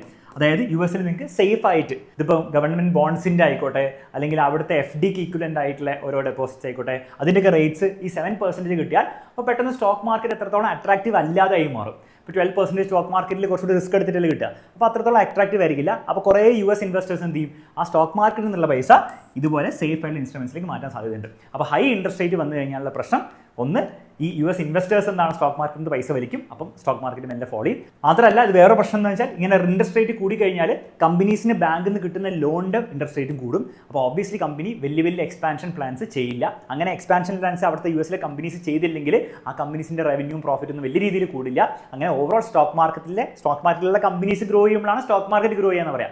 അങ്ങനെ സ്റ്റോക്ക് മാർക്കറ്റിലെ കമ്പനീസിന് ഒരു ഗ്രോത്ത് ഒരു സ്ലോ ഡൗൺ ഫേസ് ചെയ്താൽ അതും US സ്റ്റോക്ക് മാർക്കറ്റിനെ താഴേക്ക് പുഷ് ചെയ്യാനുള്ള ഒരു ട്രിഗർ ആയിരിക്കും. ഇനി അടുത്ത ചോദ്യം, ഓക്കെ ഈ കാര്യങ്ങളൊക്കെ ജനറലി ലോകത്ത് നടക്കാനുള്ള ജനറൽ കാര്യങ്ങളാണ്. ഇന്ത്യ ആസ് എ കൺട്രി നമുക്ക് എന്തൊക്കെയായിരിക്കും ബുദ്ധിമുട്ടുകളുണ്ടാകുന്നത്? അപ്പോൾ ഇന്ത്യക്ക് ഈ ട്രംപ് ആ ലിസ്റ്റിൽ എന്തൊക്കെ കാര്യമാണ് കൊടുത്തതെന്നുള്ള ഈ ടേബിൾ കൊടുത്തിട്ടുണ്ട്. അത് ഓരോ സെക്ടേഴ്സിനാണ് കൊടുത്തിരിക്കുന്നത്. ഇപ്പോൾ ഫോർ എക്സാമ്പിൾ നമ്മൾ നോക്കുന്ന ഇലക്ട്രോണിക് സെക്ടറിന് 26% താരിഫ് ഉണ്ട്. അതുപോലെ തന്നെ ടെക്സ്റ്റൈൽസിന് 26% ഉണ്ട്. ഓരോന്നിന് എത്രത്തോളം എക്സ്പോർട്ട്സ് നമ്മൾ US കൊടുക്കുന്നതിൻ്റെ വാല്യൂ ആണ് അവിടെ കൊടുത്തിരിക്കുന്നത്. ഫാർമയ്ക്ക് തൽക്കാലം ഇല്ല, അതായത് മെഡിസിൻസും കാര്യങ്ങളൊക്കെ അമേരിക്കയിൽ എക്സ്പോർട്ട് ചെയ്യുന്ന കമ്പനീസിന് തൽക്കാലം ഒന്നും പറഞ്ഞിട്ടില്ല, പറയൂല്ലെന്ന് അറിയില്ല. പക്ഷേ 26% വരാനുള്ള ചാൻസ് കുറവാണ്. മേ ബി 10% വരാനുള്ള ചാൻസ് ആയിരിക്കും ഉണ്ടാകും. ജെംസ് ആൻഡ് ജ്വല്ലറി അങ്ങനത്തെ കമ്പനീസ് US എക്സ്പോർട്ട് ചെയ്യുന്നവർക്ക് വീണ്ടും 26% ഉണ്ട്. അഗ്രികൾച്ചർ, ഓട്ടോമൊബൈൽസും അതുപോലെ തന്നെ കെമിക്കൽസിനും ഇത്രയും കാര്യങ്ങൾക്കാണ് 26% ഇന്ത്യൻ കമ്പനീസിന് ചാർജ് ചെയ്തിരിക്കുന്നത് US എക്സ്പോർട്സിന് വേണ്ടിയിട്ട്. ഇനി ഇത് കാണുമ്പോൾ നിങ്ങൾക്ക് തോന്നുന്നു ഓക്കെ അപ്പം ബേസിക്കലി 26% എന്നൊക്കെ പറഞ്ഞാൽ ഇത്രയും സെക്ടേഴ്സിന് വന്നു കഴിഞ്ഞാൽ നമുക്ക് വലിയൊരു പ്രശ്നമായിരിക്കില്ലേ? ഓബ്വിയസ്ലി ഒരു പ്രശ്നം തന്നെയാണ്. പക്ഷേ അവിടെ നമ്മൾ ഡേറ്റ ഉപയോഗിച്ച് നോക്കണം. അതായത് നമ്മൾ ഓവറോൾ ഇന്ത്യ എക്സ്പോർട്ട് ചെയ്യുന്ന വാല്യൂ നോക്കിയാൽ അതിൻ്റെ വെറും 10% US പക്ഷേ ഇറ്റ്സ് നോട്ട് ലൈക്ക് നമ്മുടെ കംപ്ലീറ്റ് എക്സ്പോർട്സിൻ്റെ 70-80% US അങ്ങനെയൊന്നുമല്ല, 10% ഉള്ളൂ. അപ്പോൾ ഈ എഫക്റ്റ് ഒക്കെ വരാൻ പോകുന്ന 10% ഉള്ളൂ. ഇനി ആ ഒരു നമ്പർ നമ്മൾ GDP ഇന്ത്യൻ മൊത്തം GDP വെച്ച് നോക്കുകയാണെങ്കിൽ ഇന്ത്യൻ GDPയുടെ 2% ഇതെല്ലാം കൂടി ചേർത്തിട്ട് വരാൻ പോകുന്നുള്ളൂ. അപ്പോൾ ഇമ്പാക്റ്റ് ഉണ്ടാവില്ല എന്നല്ല പറയുന്നത്, പക്ഷേ നമ്മൾ വിചാരിക്കുന്നതോളം വലിയ രീതിയിൽ നമ്മുടെ എക്കണോമിനെ തകർക്കാൻ രീതിയിലുള്ള ഒരു ഇമ്പാക്റ്റ് ഒരിക്കലും ഉണ്ടാകാൻ പോകുന്നില്ല. കാരണം after all it is only 2% of the whole GDP. അതുകൊണ്ട് തന്നെയാണ് നമ്മുടെ ഇന്ത്യൻ സ്റ്റോക്ക് മാർക്കറ്റ് എങ്ങനെയാണ് ഇതിനോട് റിയാക്ട് ചെയ്ത് നോക്കിയാൽ നമ്മുടെ Nifty 15 ചാർട്ടാണ് ഇവിടെ കാണുന്നത്. April 2 ഒരു 5% ഫോളോ ഇവിടെ കണ്ടിട്ടുള്ളൂ. ഇപ്പോൾ US സ്റ്റോക്ക് മാർക്കറ്റൊക്കെ 12% ഫോളോ ചെയ്തപ്പോൾ അതിൻ്റെ പകുതി പോലും നമ്മുടെ ഇന്ത്യൻ സ്റ്റോക്ക് മാർക്കറ്റ് ഫോളോ ചെയ്തിട്ടില്ല. അത് ഭയങ്കര നല്ലതായിട്ട് പറയല്ല, പക്ഷെ പറയുന്നത് ഇമ്പാക്റ്റ് US-ൻ്റെ അത്രയും നമുക്ക് ഉണ്ടാകാൻ പോകുന്നില്ല എന്നുള്ളതാണ് ഇത് സിഗ്നൽ ചെയ്തിരിക്കുന്നത്. ഇനി ഇതിൽ മനസ്സിലാക്കേണ്ട മറ്റൊരു കാര്യം, ഓവറോൾ ഇന്ത്യൻ സ്റ്റോക്ക് മാർക്കറ്റിനെ വലിയ രീതിയിൽ ഇത് നെഗറ്റീവ്ലി എഫക്ട് ചെയ്തില്ലെങ്കിലും നിങ്ങൾ ഇന്ത്യൻ സ്റ്റോക്ക് മാർക്കറ്റ് ഇൻവെസ്റ്റർ ആണെങ്കിൽ നിങ്ങൾ സ്പെസിഫിക് ആയിട്ടുള്ള സെക്ടേഴ്സ് ഒന്ന് സൂക്ഷിക്കണം. ഫോർ എക്സാമ്പിൾ എവിടെയൊക്കെയാണോ ഈ ഒരു US-ലേക്ക് എക്സ്പോർട്ട് താരിഫ് നല്ല രീതിയിൽ വന്നിരിക്കുന്നത്, ഇപ്പോൾ ടെക്സ്റ്റൈൽ ആയിക്കോട്ടെ, ജെംസ് ആൻഡ് ജ്വല്ലറി ആയിക്കോട്ടെ, ഫാർമ വന്നിട്ടില്ല, ബാക്കിയുള്ള ഓരോരോ സെക്ടേഴ്സ് ആയിക്കോട്ടെ, അതിൽ നിങ്ങൾ ഓരോ കമ്പനീസ് പ്രത്യേകിച്ച് നിങ്ങൾ ഓൺ ചെയ്യുന്ന കമ്പനീസ് തീർച്ചയായും സ്റ്റഡി ചെയ്യുക. ആ കമ്പനീസ് US-ലേക്ക് എത്ര എക്സ്പോർട്ട് ചെയ്യുന്നുള്ള കാര്യം സ്റ്റഡി ചെയ്യാം. അത് വലിയ രീതിയിൽ എക്സ്പോർട്ട് ചെയ്യുന്നുണ്ടെങ്കിൽ ആ കമ്പനീസിന് ഒരു പക്ഷേ ഇത് ഒരു പ്രശ്നമായേക്കാം. ഇനി ഞാൻ നേരത്തെ US സ്റ്റോക്ക് മാർക്കറ്റിൻ്റെ ഈ ചാർട്ട് കാണിച്ച സമയത്ത് നിങ്ങൾ ശ്രദ്ധിച്ചിട്ടുണ്ടാകും, ഈ ഒരു ക്രാഷ് വന്നപ്പോഴും വീണ്ടും ഒരു ബൗൺസ് ബാക്ക് വന്നിട്ടുണ്ട്, തിരിച്ച് വീണ്ടും സ്റ്റോക്ക് മാർക്കറ്റ് കയറിയിട്ടുണ്ട്. S&P ആണെങ്കിലും തിരിച്ച് കയറിയിട്ടുണ്ട്. അപ്പോൾ എന്തൊരു പോസിറ്റീവ് സിഗ്നൽ അവിടെ സംഭവിച്ചിട്ടുണ്ട്. എന്തായിരുന്നു സംഭവം? അതായത് ട്രംപിൻ്റെ പോസ് അനൗൺസ്മെൻ്റ് ആണ്. അതായത് ട്രംപ് പറഞ്ഞു 90 ഡേയ്സിലേക്ക് ഈ ഇമ്പോർട്ട് ടാരിഫ് ഞാൻ പോസ് ചെയ്യാൻ പോകണം. കംപ്ലീറ്റ്ലി പോസ് ചെയ്യുന്നില്ല, എന്നിട്ട് 10% ബേസ് ലൈൻ ടാരിഫ് എന്തായാലും ഉണ്ടാവും. അതിൻ്റെ മുകളിൽ ആ ടേബിളിൽ പറഞ്ഞ സാധനമില്ലേ, തൽക്കാലം 90 ഡേയ്സിലേക്ക് പോസ് ചെയ്തിരിക്കുക എന്നുള്ള കാര്യം ട്രംപ് പറഞ്ഞു. അപ്പോൾ ഇന്ത്യ അടക്കം എന്താണ്, ഇന്ത്യക്ക് അടക്കം ആ 26% ഇപ്പം വരുന്നില്ല. അപ്പോൾ ഒബ്വിയസ്ലി എന്തായിരിക്കും സംഭവിക്കുക, ഈ 90 ഡേയ്സ് കൊണ്ട് ഇന്ത്യയും ബാക്കിയുള്ള എല്ലാ കൺട്രീസും ട്രംപുമായിട്ട് അഥവാ US-ഉമായിട്ട് ഇത് നെഗോഷിയേറ്റ് ഒക്കെ ചെയ്തിട്ട് അത് കുറയ്ക്കാനുള്ള ചാൻസ് ഉണ്ടാവും. 26-ന് 0-ലേക്കൊന്നും ഓബിയസ്ലി കുറയാൻ പോകുന്നില്ല, പക്ഷേ മേ ബി 26-ന് 12-ലേക്കോ 13-ലേക്കോ 10-ലേക്കോ 8-ലേക്കൊക്കെ കുറയാനുള്ള ചാൻസ് ഉണ്ട്. മീൻവൈൽ ചൈനയുടെ കാര്യത്തിൽ US ഇങ്ങനെയല്ല പറയുന്നത്. US പറയാം ചൈനയുടെ ഇനി കൂട്ടിക്കൊണ്ടേയിരിക്കും. ദാറ്റ് ഈസ് ഓൾറെഡി 125% ഉണ്ട്. പല സെക്ടേഴ്സിന് 145%-ലേക്കാണ് ഈ ഇമ്പോർട്ട് ടാരിഫ് വന്നിരിക്കുന്നത്. അതായത് ബേസിക്കലി ചൈനയും US-ഉം തമ്മിലൊരു ട്രേഡ് വാർ ഓൾറെഡി സ്റ്റാർട്ട് ചെയ്തിരിക്കുകയാണ്. അങ്ങോട്ടും ഇങ്ങോട്ടും ഇമ്പോർട്ട് ടാരിഫ് കൂട്ടിക്കൊണ്ടിരിക്കുകയാണ്. ഇത് എവിടെയാണ് പോയി എന്നെയാണ് നമുക്ക് ഒരിക്കലും പറയാൻ പറ്റില്ല, പക്ഷേ ഒരു പ്രശ്നം തന്നെയാണ് അവർ തമ്മിൽ. അപ്പോൾ ബേസിക്കായിട്ട് എന്തൊക്കെയാണ് സംഭവിക്കാൻ ചാൻസ് എന്നുള്ള കാര്യം നിങ്ങൾക്ക് മനസ്സിലായിരിക്കുന്നു.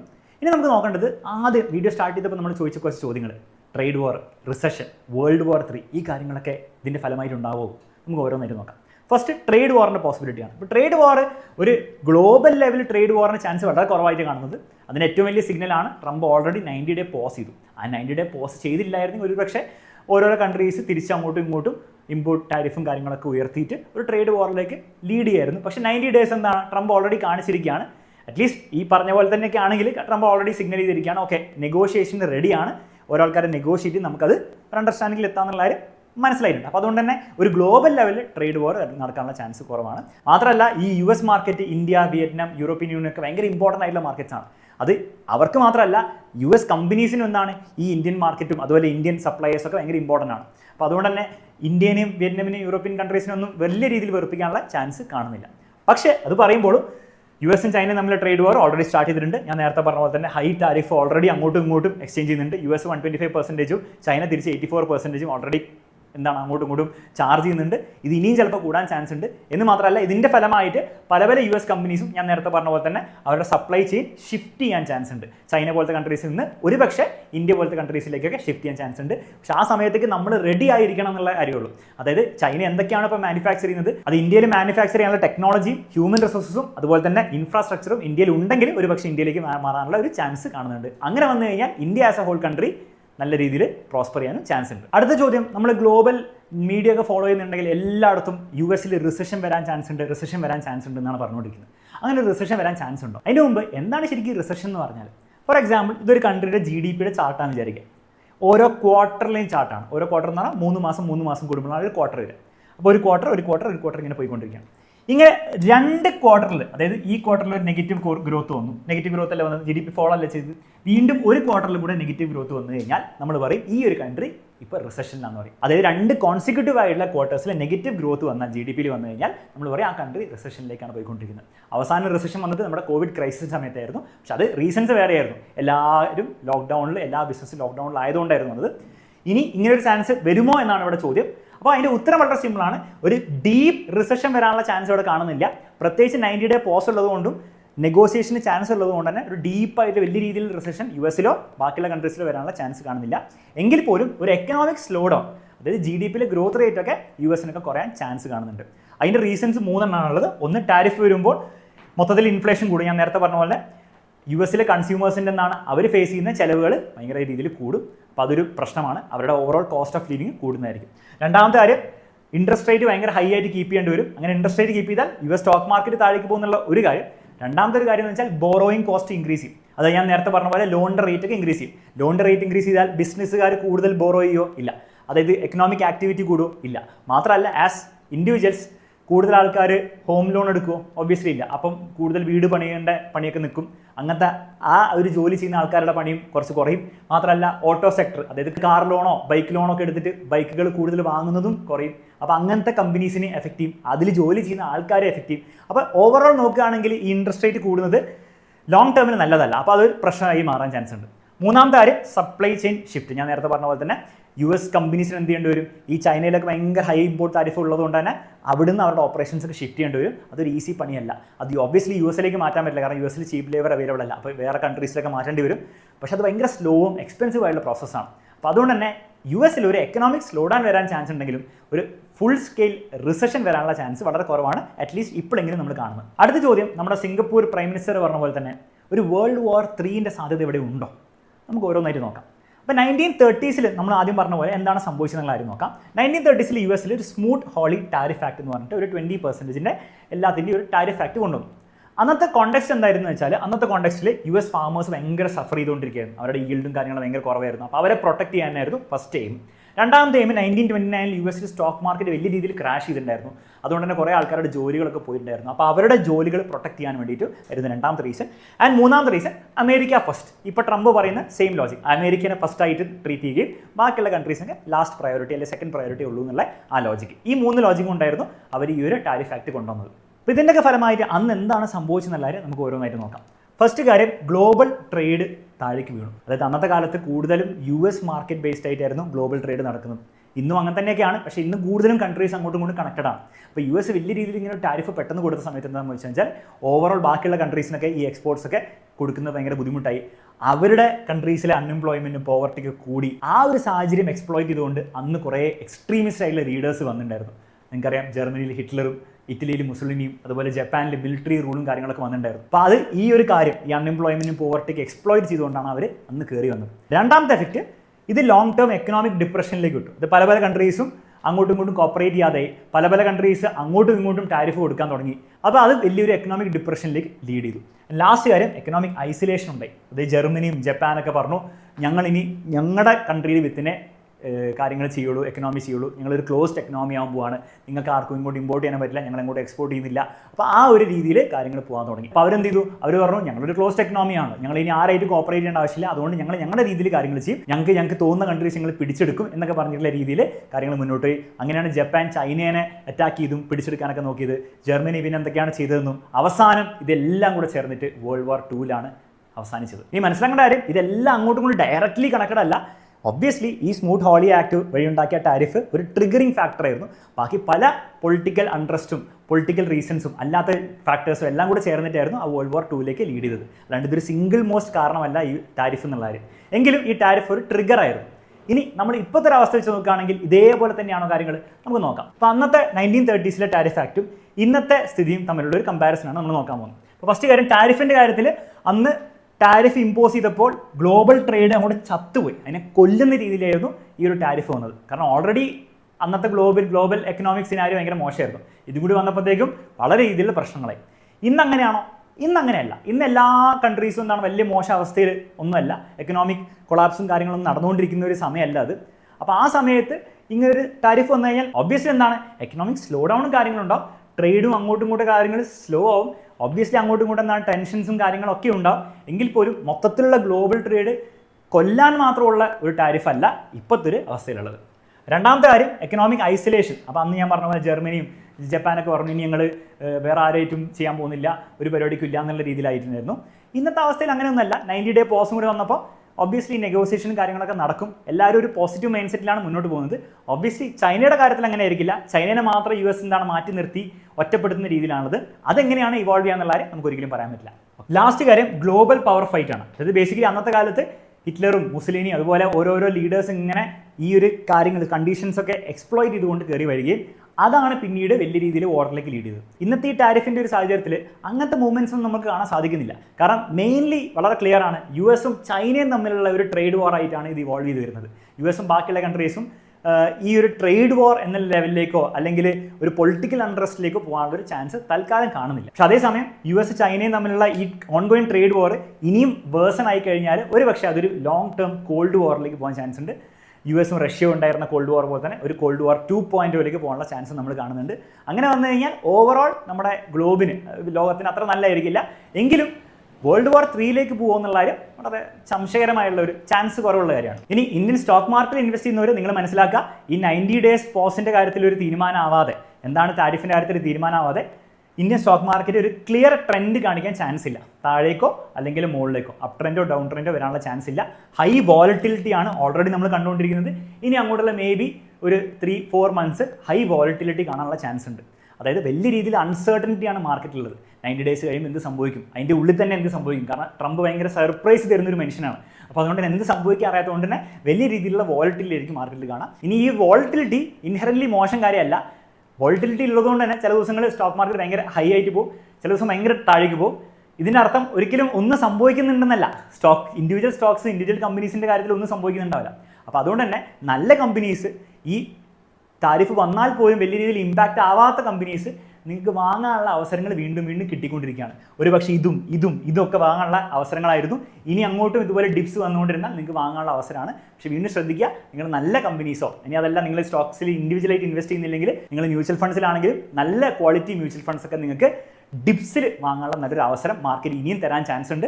അതുകൊണ്ട് തന്നെ അതൊക്കെ യൂസ് ചെയ്യാൻ വേണ്ടി നോക്കുക. ഇതൊക്കെ പറയുമ്പോഴും നിങ്ങൾക്ക് വിത്തിൻ 3 years ആവശ്യമുള്ള എന്തെങ്കിലും ഫണ്ട് ഉണ്ടെങ്കിൽ ഒരു കാരണവശാലും നിങ്ങൾ മ്യൂച്വൽ ഫണ്ടിലോ ഇന്ത്യൻ സ്റ്റോക്ക് മാർക്കറ്റിലോ ഇൻവെസ്റ്റ് ചെയ്യരുത്. കാരണം ഈ വോളറ്റിലിറ്റി ചിലപ്പോൾ 1 വർഷമോ 2 വർഷമോ ഇനി അങ്ങോട്ട് പ്രൊലോങ് ചെയ്യാനുള്ള ചാൻസ് ഉണ്ട്. മേ ബി താഴേക്ക് പോകാനുള്ള ചാൻസ് നമുക്ക് കാണണം. അപ്പോൾ അങ്ങനത്തെ ഒരു സാഹചര്യത്തിൽ നിങ്ങളുടെ കംപ്ലീറ്റ് പൈസ നിങ്ങൾ സ്റ്റോക്ക് മാർക്കറ്റിൽ ഇടരുത്. 3 years ആവശ്യമുള്ള പൈസ എന്തായാലും നിങ്ങൾ സേഫ് ആയിട്ടുള്ള ഇൻസ്ട്രുമെൻറ്റിൽ ഇടുക. ഒന്നെങ്കിൽ ഡെറ്റ് ഫണ്ടിലോ ബോൺസിലോ അല്ലെങ്കിൽ FDയിലോ സേഫ് ആയിട്ട് വെക്കുക. ബാക്കിയുള്ള പൈസ നിങ്ങൾക്ക് ലോങ് ടേമിലേക്ക് 5+ years തൽക്കാലം ആവശ്യമില്ലാത്ത പൈസ, നിങ്ങൾക്ക് വെൽത്ത് ഉണ്ടാക്കി തരേണ്ട പൈസ നിങ്ങൾക്ക് ഓബിയസ്ലി എന്ത് ചെയ്യാൻ പറ്റും, ഇതുപോലത്തെ കറക്ഷൻസിൽ വീണ്ടും ഇട്ടുകൊണ്ടിരിക്കാവുന്നതാണ്. ഓക്കെ, അപ്പോൾ ഈ വീഡിയോയിൽ നമ്മൾ ഏറ്റവും ബേസിക്സ് മുതൽ അവസാനം ഇന്ത്യൻ സ്റ്റോക്ക് മാർക്കറ്റ് ഇൻവെസ്റ്ററിനും ഇന്ത്യൻസ് എന്തൊക്കെയാണ് നിങ്ങൾ മനസ്സിലാക്കേണ്ട കാര്യം എന്നെ കൊണ്ട് പറ്റുന്ന രീതിയിൽ ഞാൻ കവർ ചെയ്തിട്ടുണ്ട്. ഈ വീഡിയോയിൽ പറഞ്ഞ കാര്യങ്ങളൊക്കെ നിങ്ങൾക്ക് എന്തെങ്കിലും രീതിയിൽ ഇൻഫോർമേറ്റീവ് ആയി തോന്നിയിട്ടുണ്ടെങ്കിൽ തീർച്ചയായിട്ടും കമന്റ് ബോക്സിൽ കമന്റ് ചെയ്യുക.